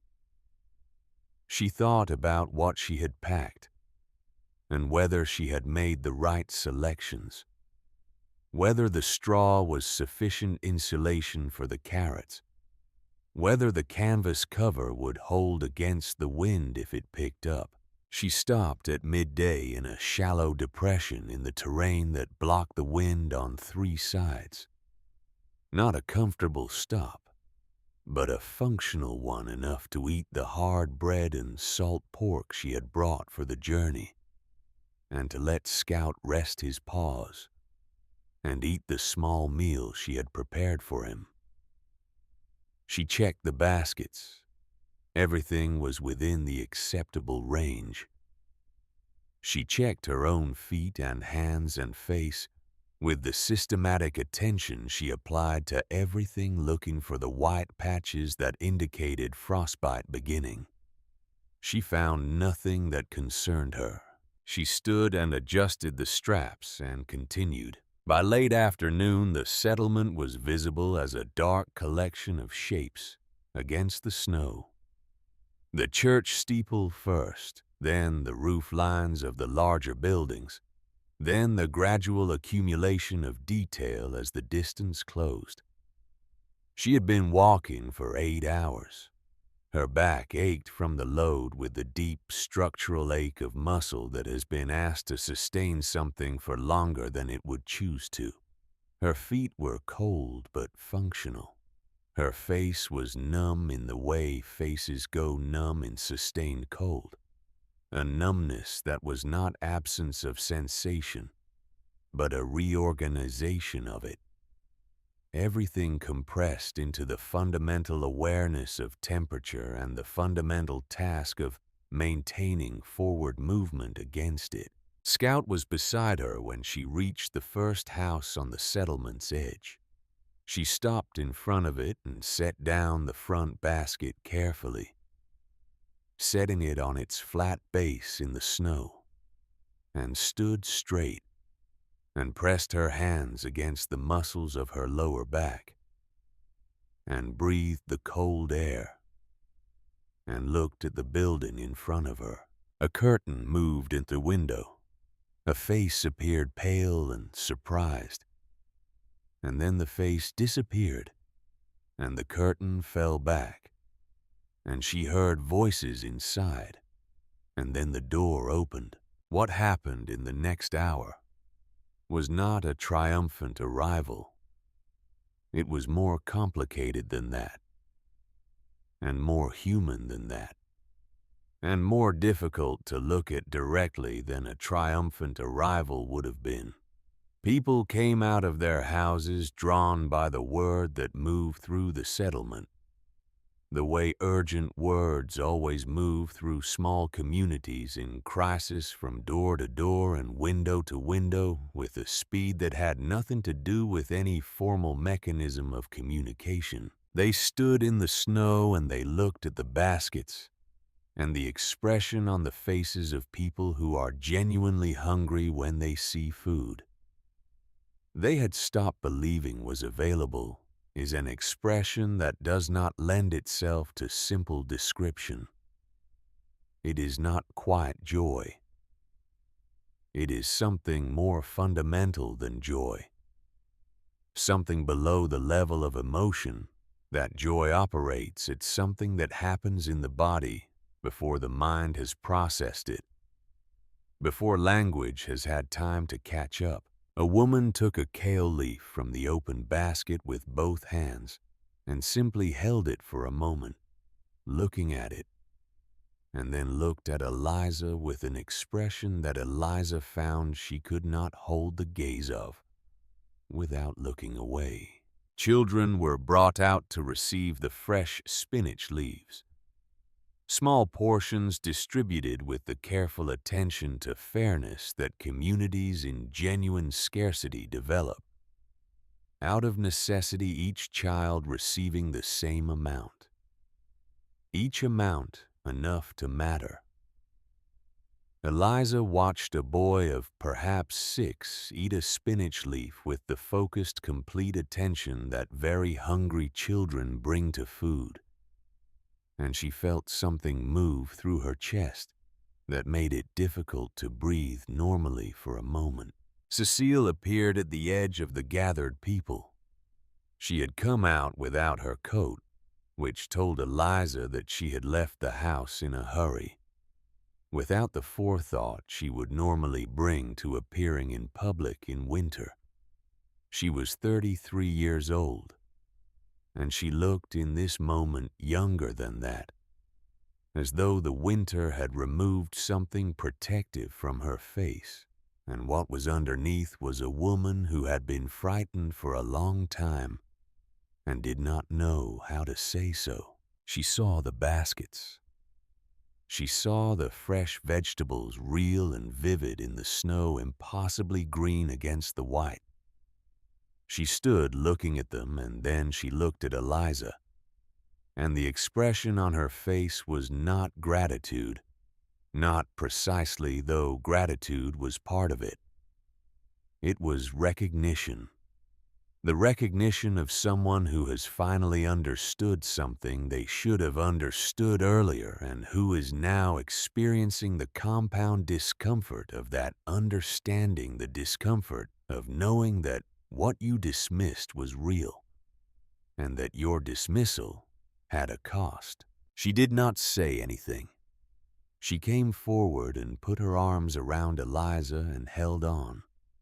And Eliza, who had not been held by her sister in a very long time, stood in the snow with the straps of the pack frame still on her shoulders and accepted it.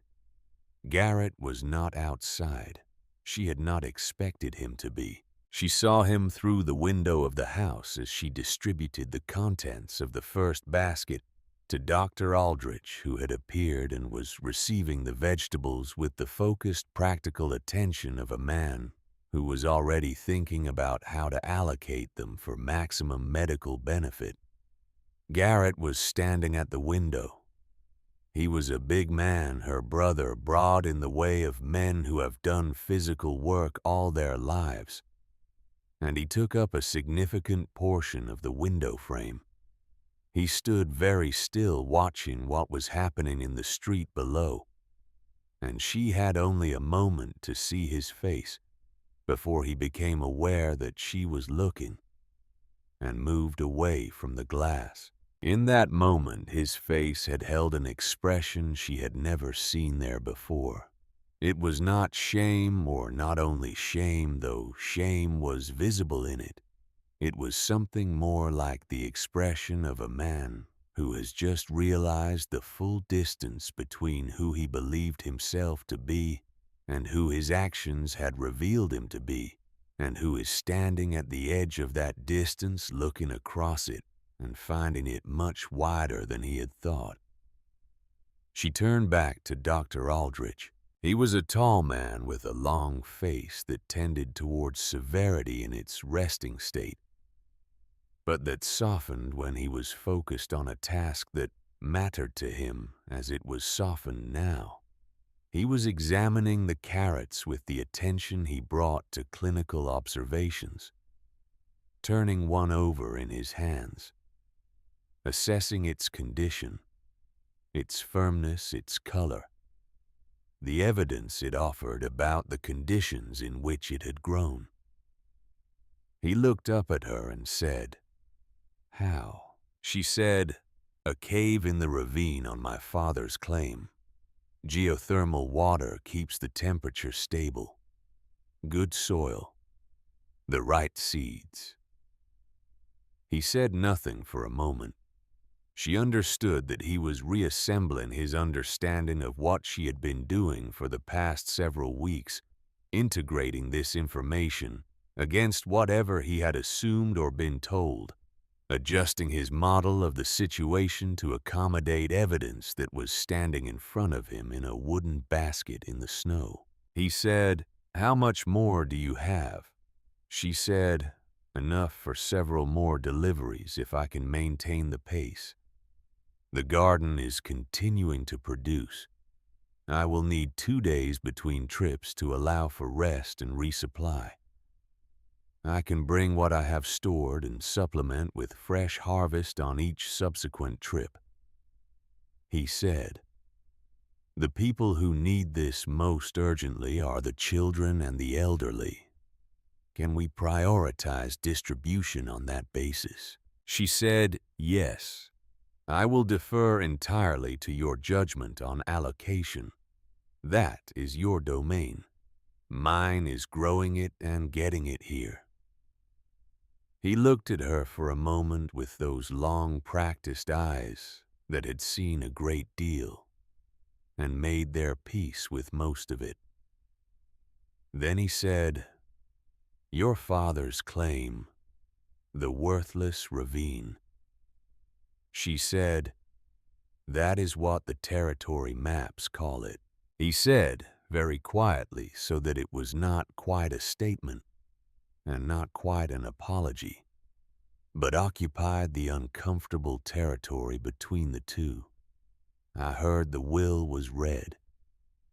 I was in the room next door. She understood that he was telling her. He had heard the laughter. She said nothing. She had nothing she needed to say about it. She made the first delivery that evening and slept that night in the room Cecile had offered her 3 months earlier. She slept the long, immediate sleep of physical exhaustion without dreams or the restless processing of a mind still working through its concerns. Simply the blank, complete rest of a body that had done what it needed to do and required recovery before it could continue. In the morning, she walked back to the cave. She made the second delivery 2 days later, and the third 2 days after that. On each trip, the baskets were heavier with what the cave continued to produce, and on each trip, the path between the ravine and the settlement became incrementally more familiar. Her feet finding the reliable footing more confidently, Scout moving ahead of her with a certainty in his pacing that told her he was mapping the route as carefully as she was. The weather held in the particular post-blizzard way of serious winters, cold and still and absolutely relentless, but without the active danger of new storm conditions which made the travel difficult but survivable. On the second delivery, she encountered Thomas. He was standing at the edge of the settlement as she came in a way that told her he had been waiting, that he had known when she was expected, and had positioned himself deliberately, though what he intended to do with the encounter, she could not have said from his expression alone. He was 24 years old, and he looked in this moment younger than that in the way that remorse makes people look younger, stripping away the surface confidence that age accretes and leaving the more essential, less defended person underneath. He said, "Let me help carry." She looked at him. He was dressed for serious cold with the good gear of a young man who had inherited adequate resources, and his face was serious in a way she had not often seen it. He was not offering from politeness. She could see that. He was offering from something that had been working in him since the day the baskets appeared in the settlement snow, and the people came out of their houses, and he understood in the way that concrete evidence makes things understood that could not be understood from description alone. What his sister had been doing while the winter tried to kill everyone. She said, "All right." He took the front basket without being asked how it was managed and worked out the canvas strap arrangement by examination and had it across his chest in less than a minute. He said nothing else.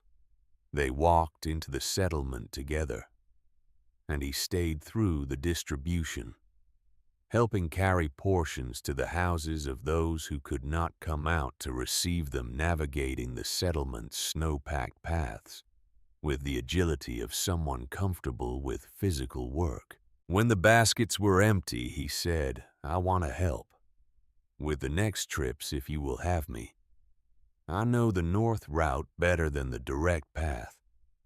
I grew up running that ground.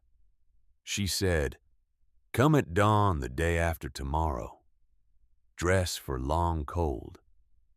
He said I will be there. He was there. He was there 2 hours before dawn, in fact, waiting at the ravine's edge with his own pack frame and the expression of someone who has decided to do something fully rather than partially.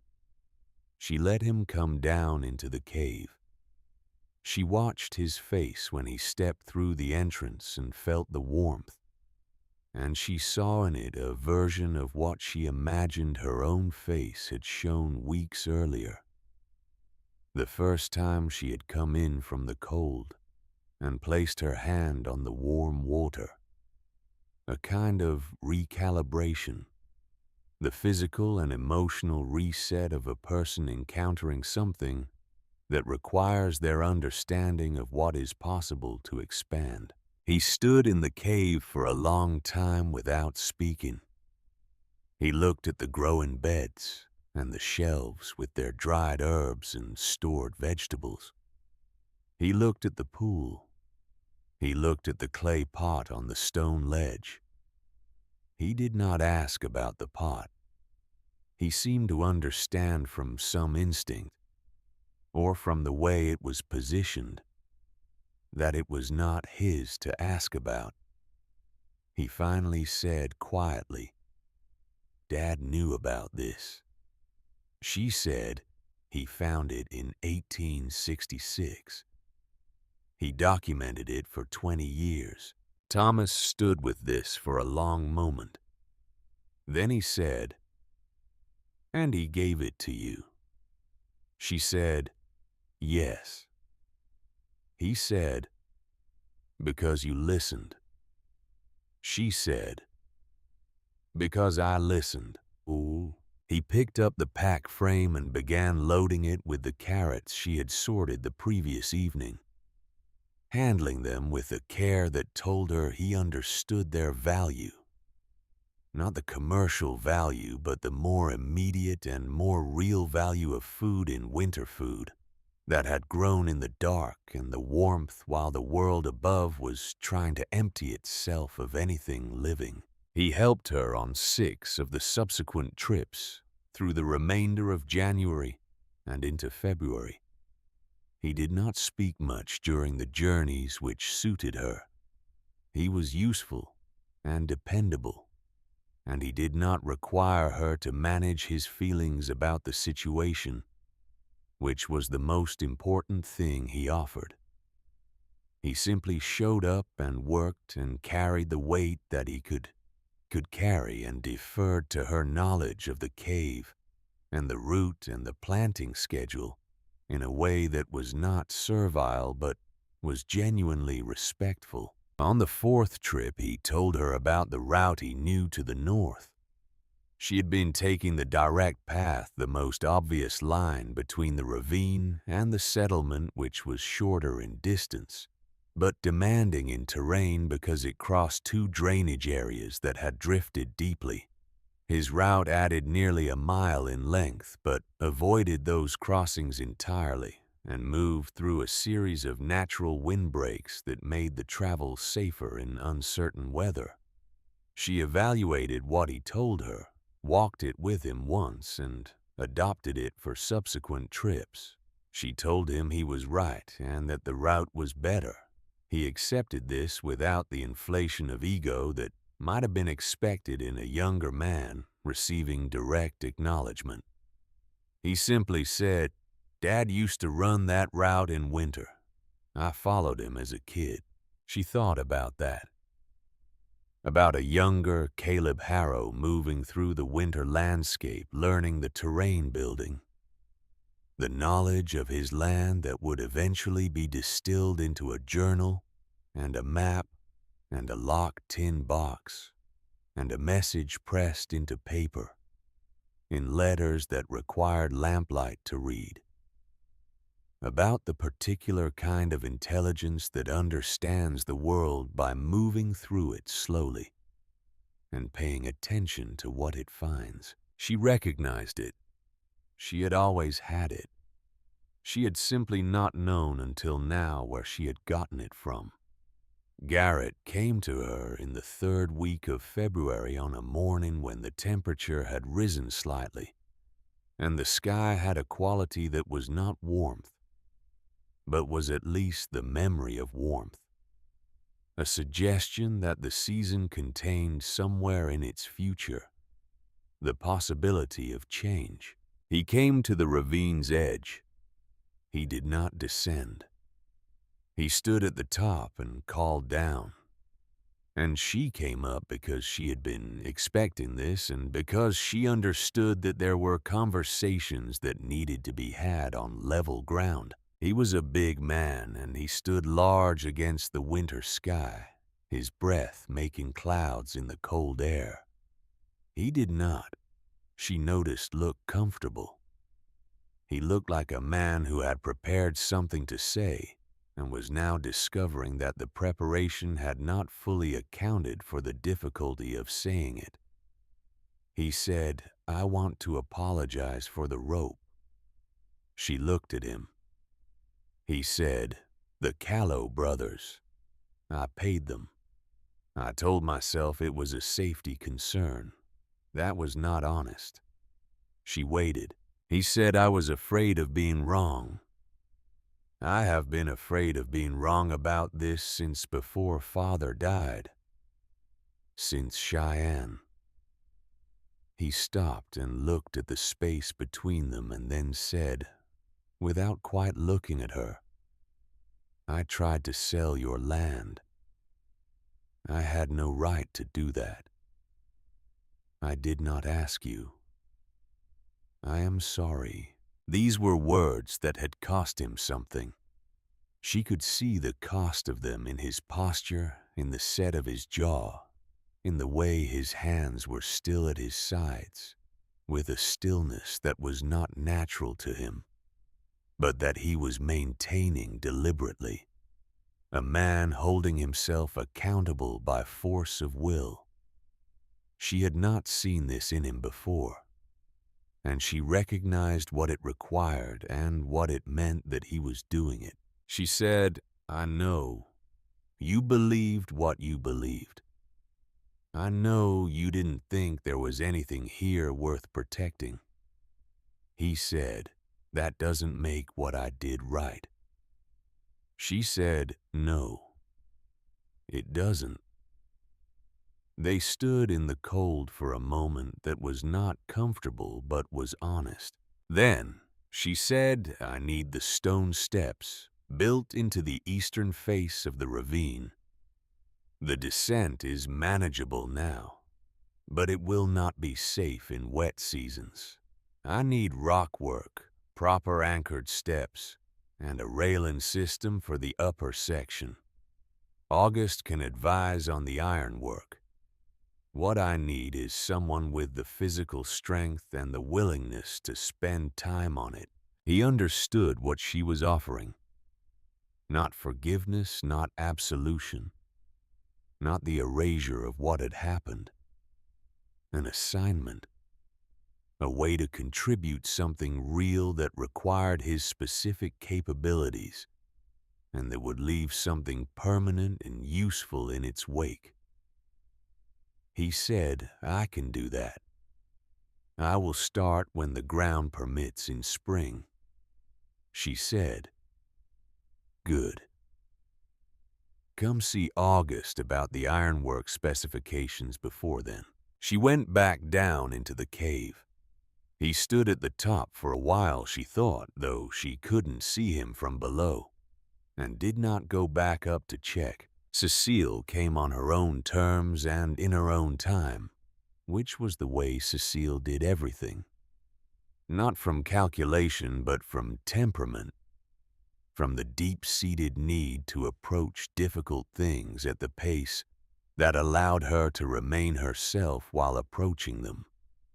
She came on a Saturday afternoon in late February in better weather on the arm of Thomas, who had offered to bring her out to the ravine as a kind of neutral accompaniment.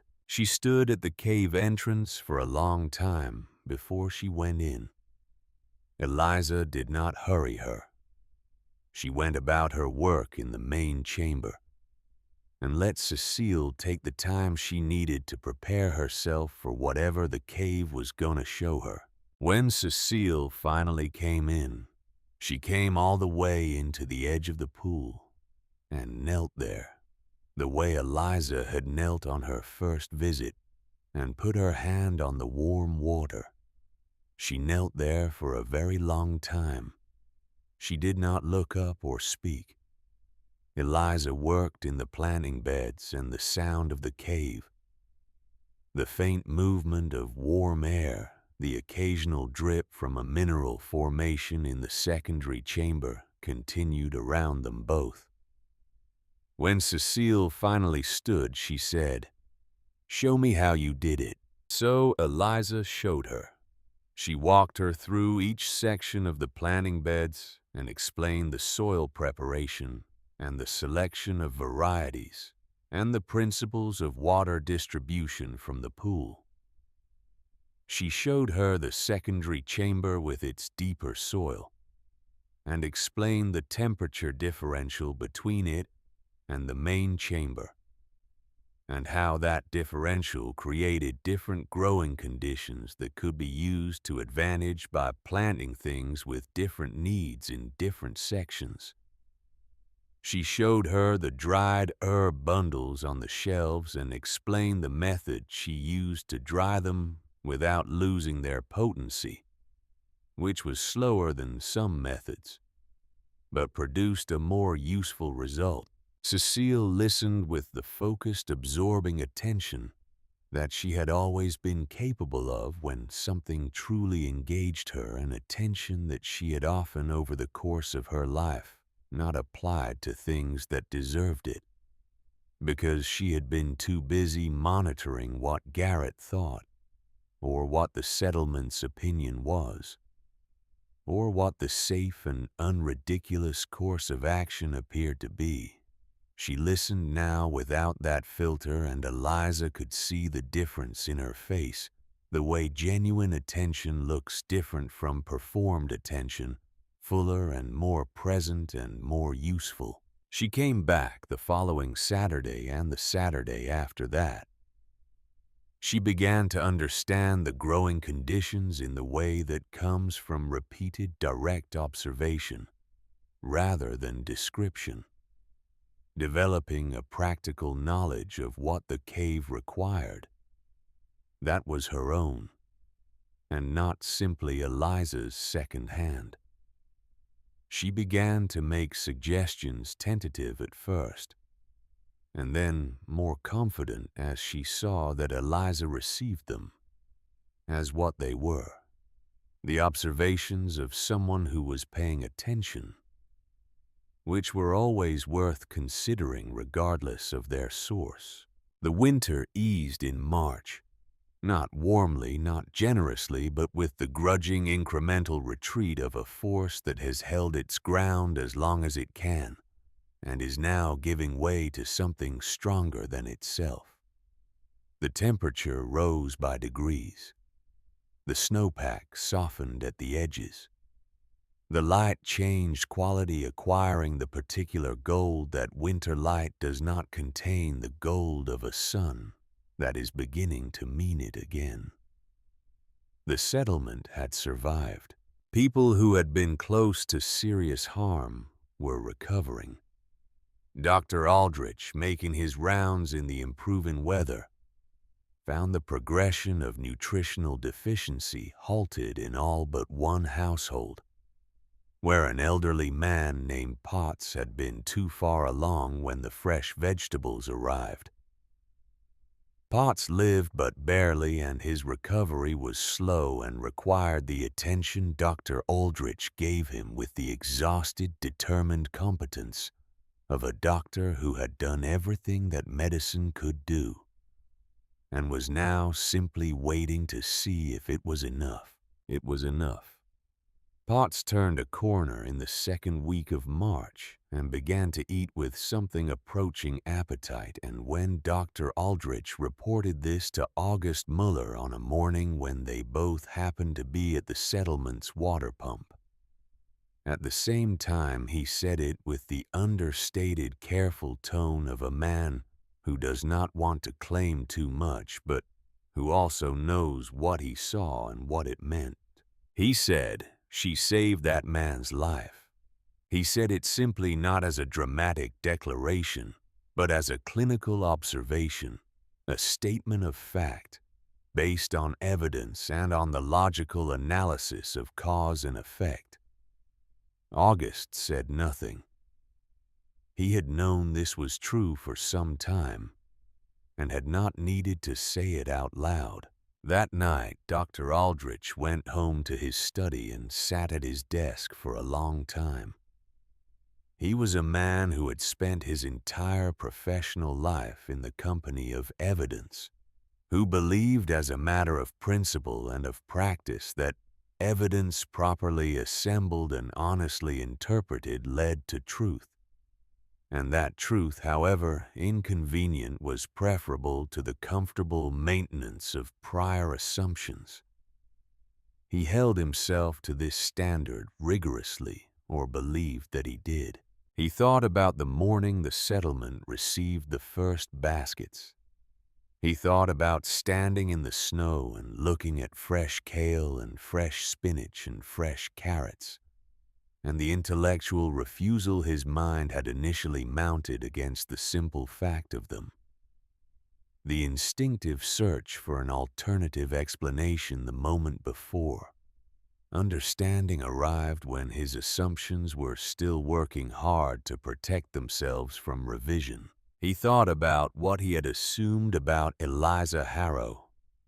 He thought about the things he had said in professional company about the claim in the ravine and the foolishness of an unattached woman spending a Wyoming winter in a geological feature rather than in adequate shelter.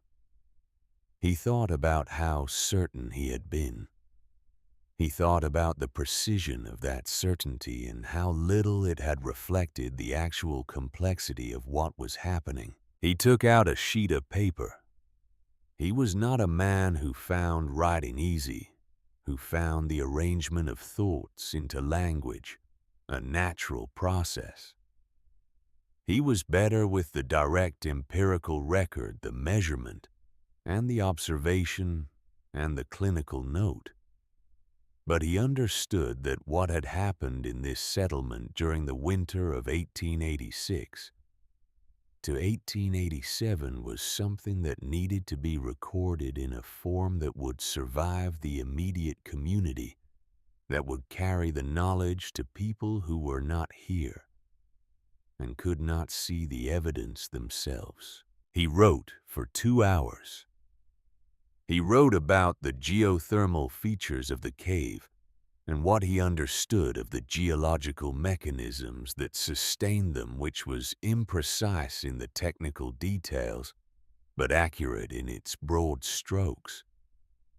He wrote about the growing conditions Eliza had created and the varieties she had cultivated, and the results she had achieved in terms of nutritional output per square footage of growing area.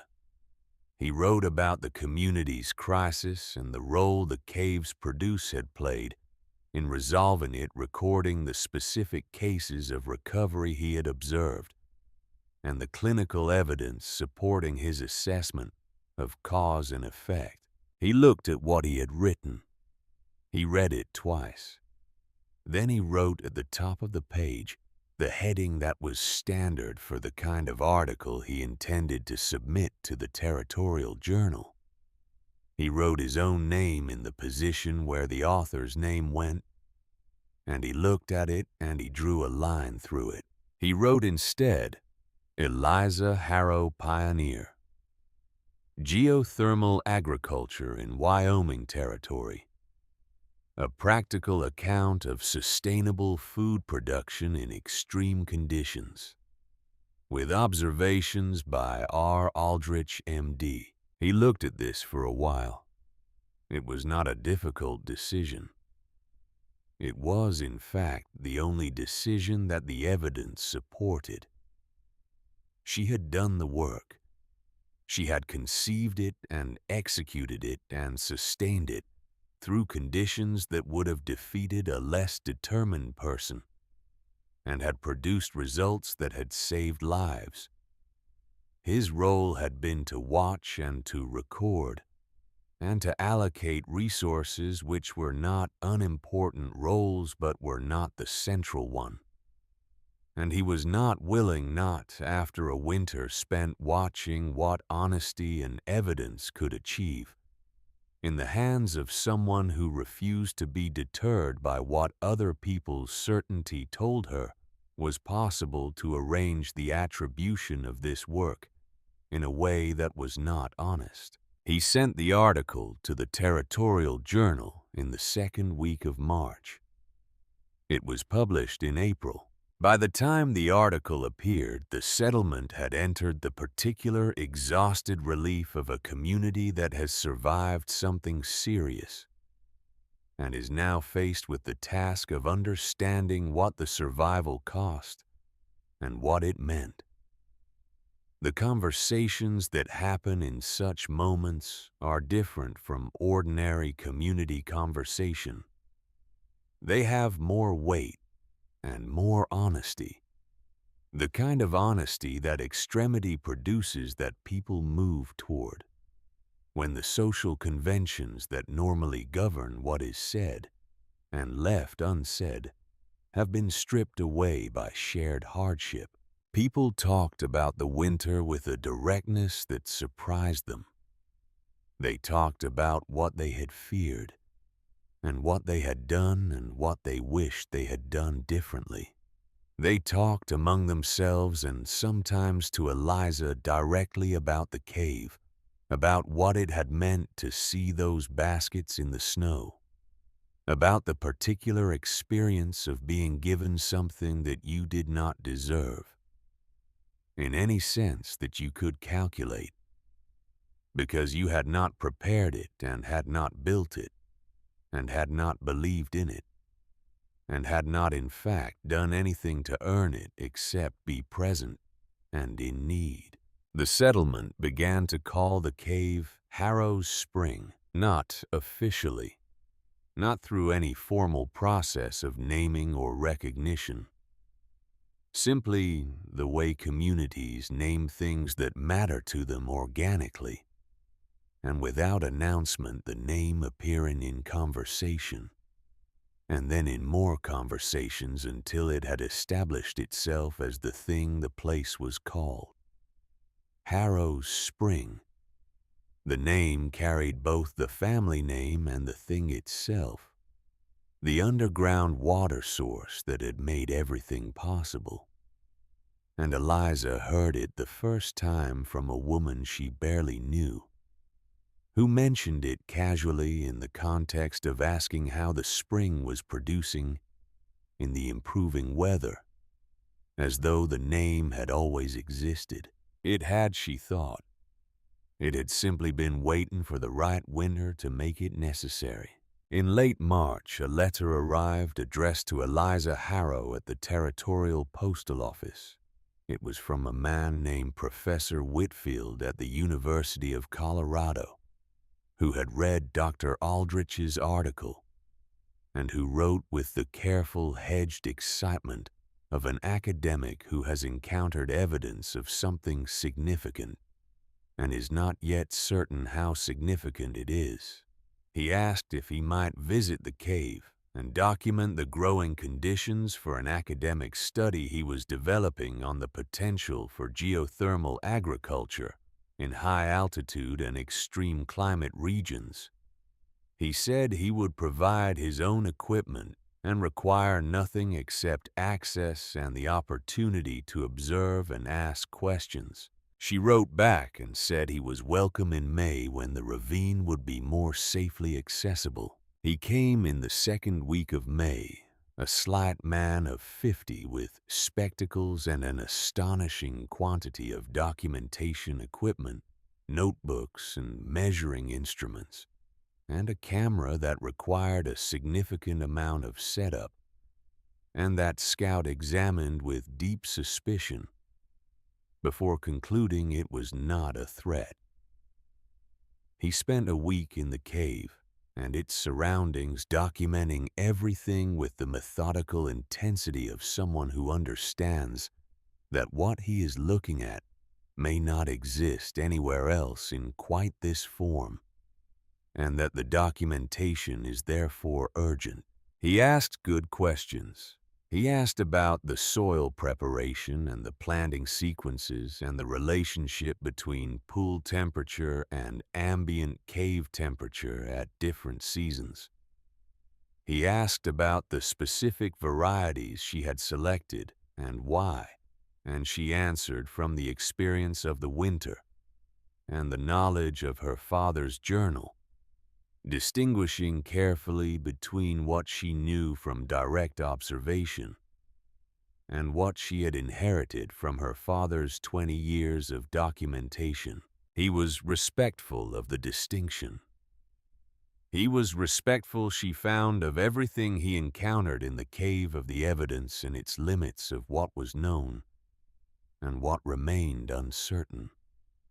He looked at the clay pot on the stone ledge on his second day in the cave and asked about it with a carefully neutral tone that told her he understood its significance even before she explained it.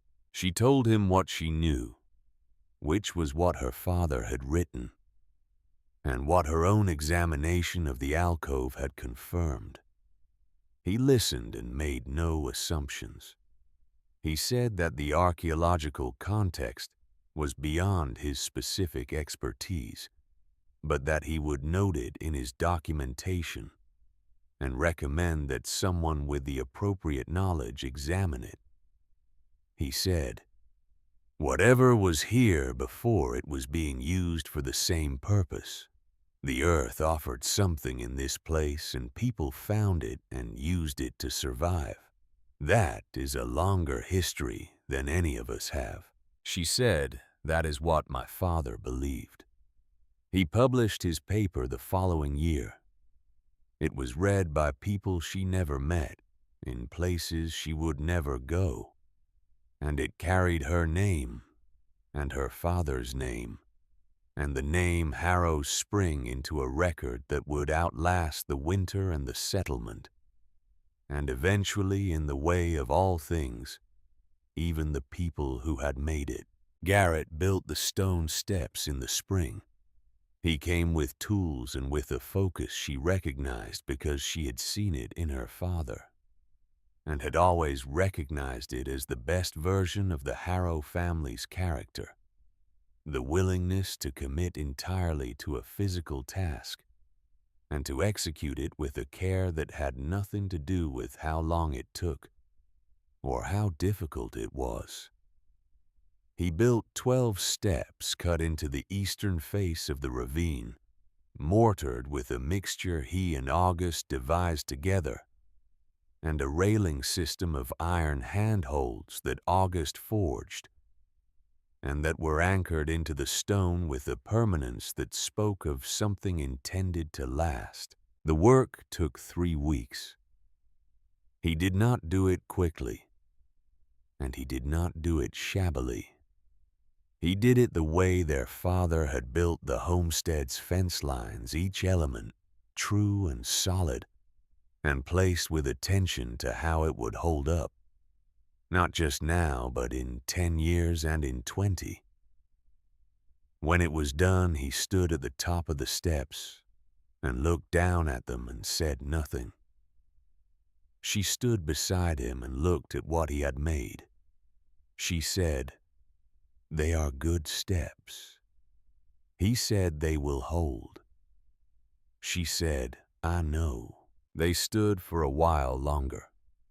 She did not say anything about the rope, She did not need to, and she did not want to, because the steps were already saying it more clearly and more permanently than words could manage. Leland, who had come back to the settlement from a winter spent at a cousin's ranch to the east, appeared in April with the straightforward energy of someone who had spent time away regretting something, and has arrived back prepared to address the regret directly. He was 24 years old, and he had, over the course of the winter's distance, lost the looseness of a young man who had not yet fully been shaped by consequence. He had been shaped by it now, by the knowledge of what had happened in the settlement while he was elsewhere, by the knowledge of what his sister had done and what his own position in the story of that winter was, which was the position of someone who had laughed and been absent and had taken the horse. He said, "I want to work. In the cave, on the gardens, on whatever needs doing. I don't need to be in charge of anything. I need to be useful." She put him to work expanding the terrace beds in the secondary chamber where the ceiling was lower, but the soil was richest and where she had identified the potential for a larger growing area that the winter's urgent pace had not allowed her to develop.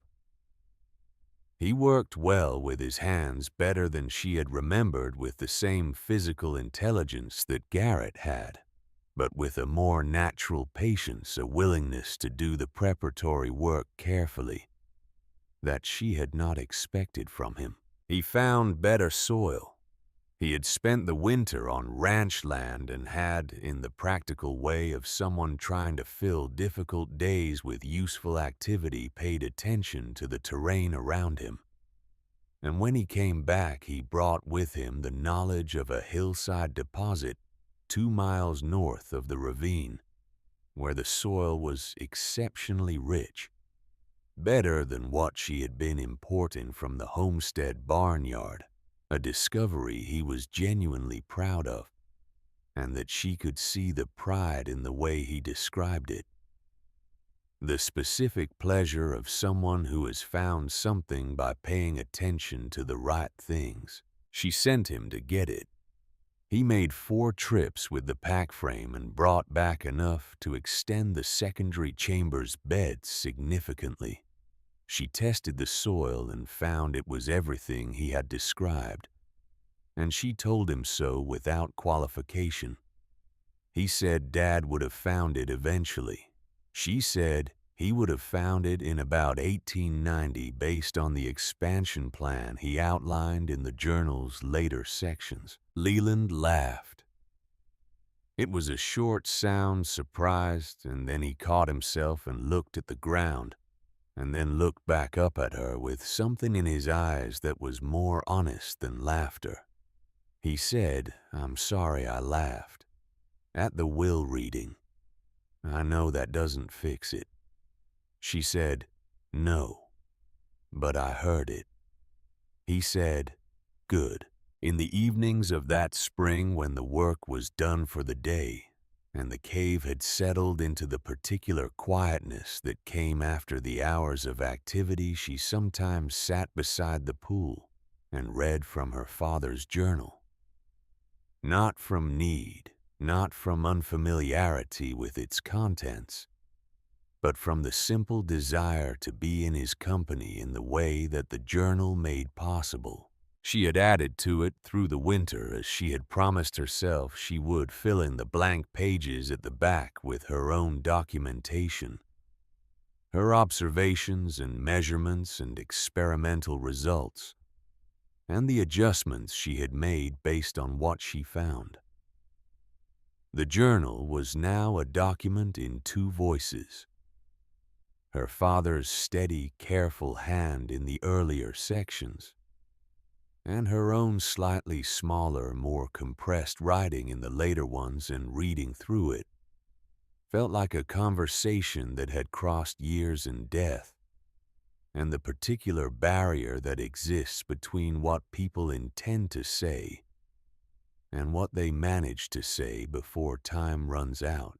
She found the envelope on an evening in early May. It was at the back of the journal, tucked behind the final entry in her father's hand, flat against the inside back cover, where she had not noticed it through all the winter's reading because she had always laid the journal flat with the back cover closed and had never examined that specific area.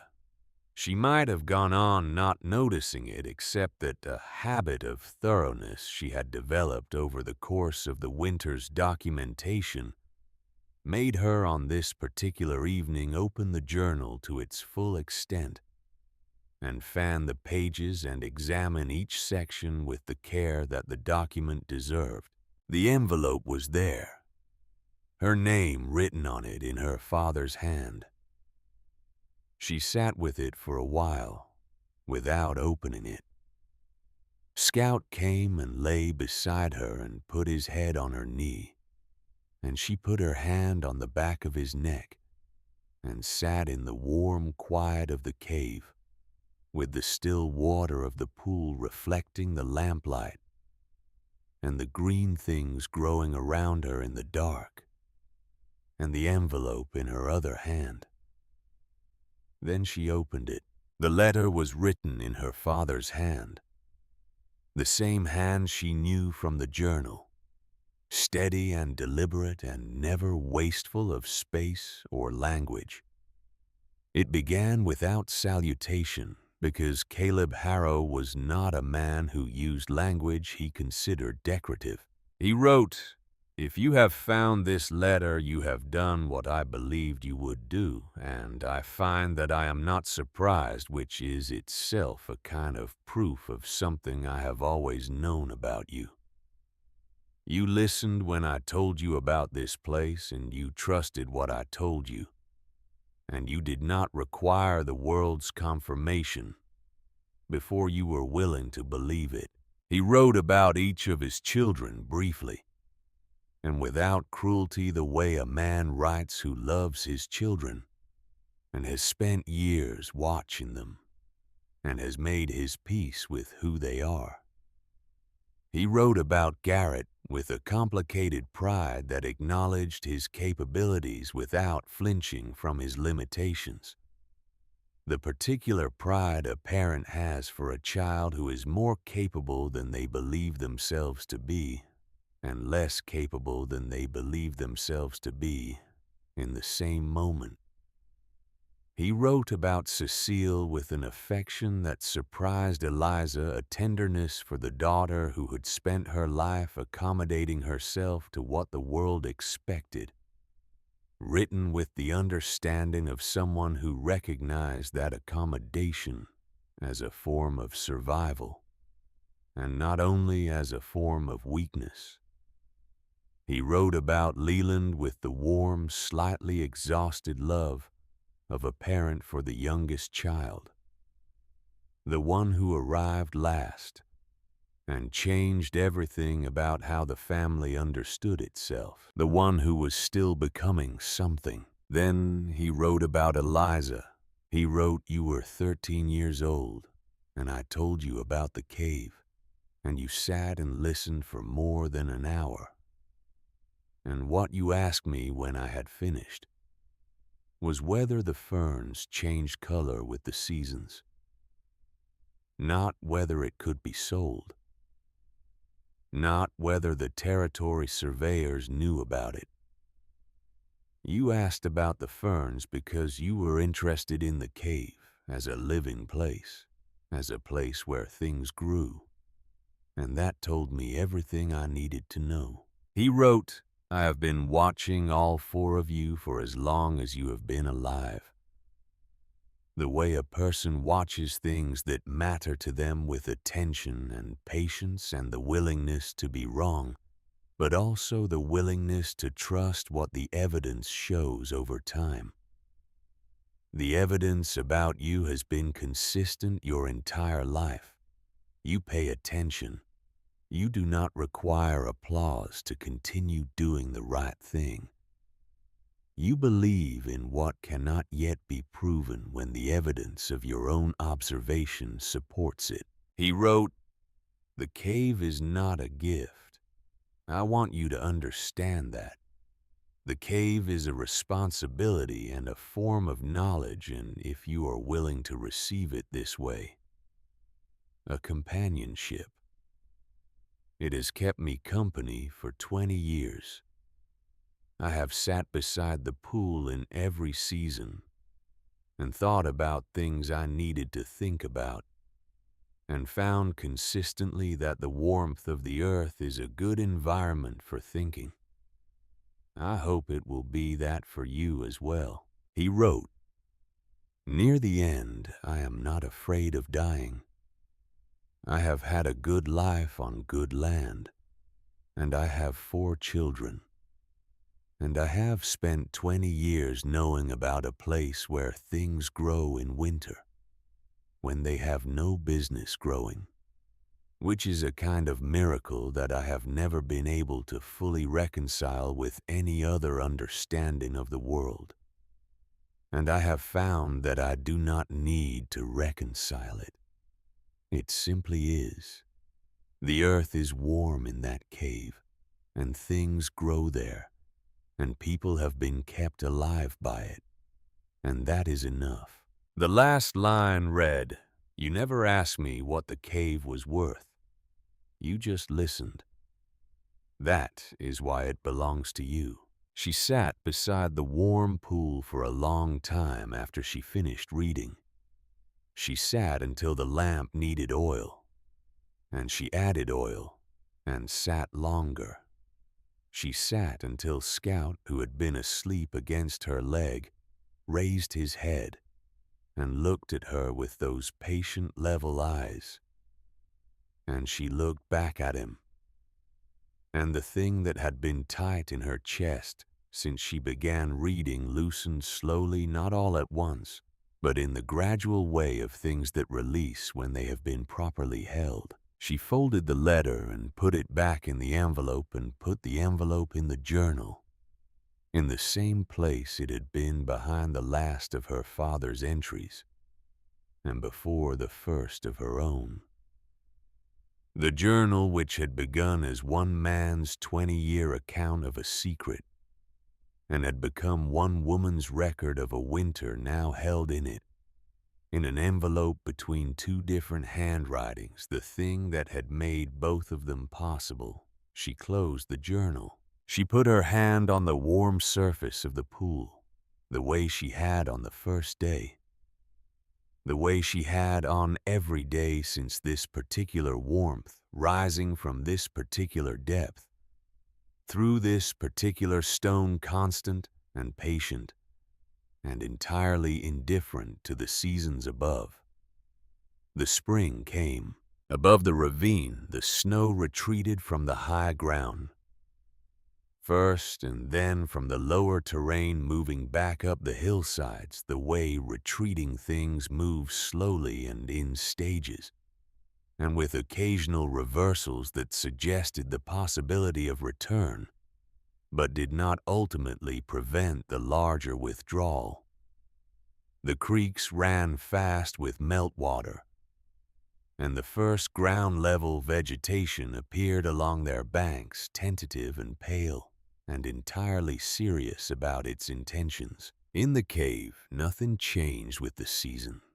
The pool maintained its temperature as it had maintained it through every season of the years Caleb Harrow had recorded, as it had maintained it through all the years before his records began, as it would maintain it long after every human record of this place had passed out of memory. The ferns in the secondary chamber continued their slow, patient advance. The moss along the pool's edge held its vivid green with the composed certainty of something that has not been in a hurry for a very long time and sees no reason to start. The garden expanded in the spring with the help of additional hands and better weather for the transport of materials. The terrace beds Leland had worked on through April were planted with varieties that had proven themselves through the winter's conditions The hardiest and most productive, the ones that had demonstrated through evidence rather than theory that they were suited to what this particular underground world could offer. People from the settlement came to see, not all at once, not in a formal way, but steadily in ones and twos, following the stone steps Garrett had built, descending into the ravine with the slightly self-conscious air of people entering a place they have heard about and are not entirely certain how to encounter.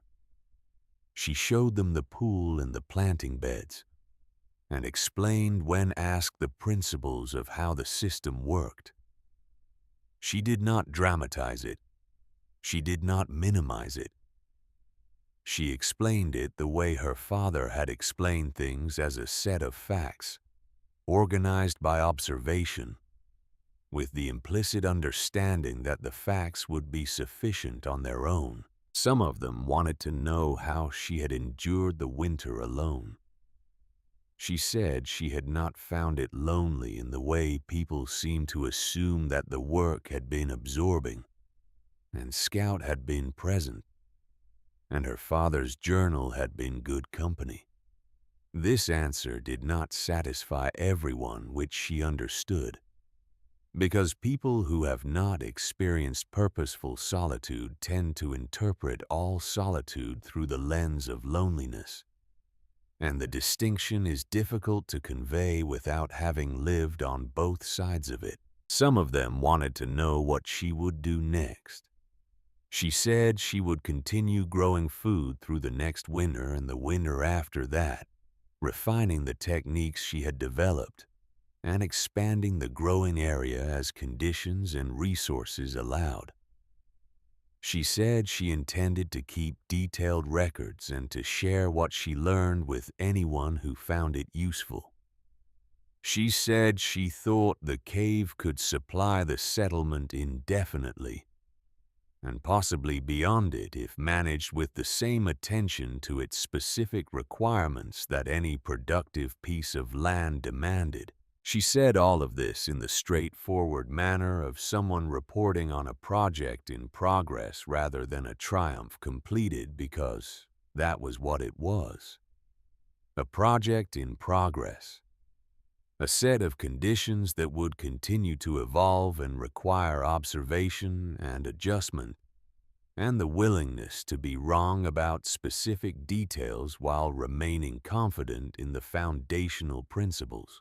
When they asked how she had known, how she had trusted the map and gone to the cave and built what she built in the face of everyone's certainty that it was impossible, she said, what she had come to understand was the honest answer. The answer that was both simpler and more demanding than any of the other answers she might have given. She said, "He was dying, so he told me the truth. I listened. That is all." Outside the ravine, in the open air above the cave, the Wyoming spring continued its patient advance. The sky was the particular blue of high country springs, a blue that had survived the winter's gray and emerged from it with a clarity that felt earned. The mountains to the west still carried snow on their peaks, which they would carry through June and into July, white above the greening lower slopes, permanent and untroubled and entirely themselves. Below, in the warm dark, Scout lay at the cave entrance in his habitual position, watching the ravine with the steady attention of an animal that takes its responsibilities seriously. The clay pot sat on the stone ledge where she had placed it in the lamplight, acknowledged and present.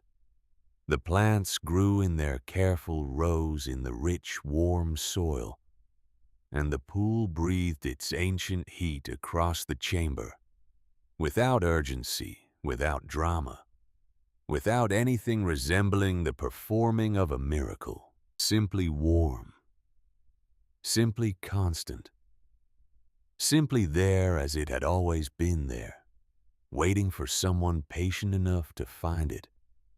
and wise enough to know what they had found.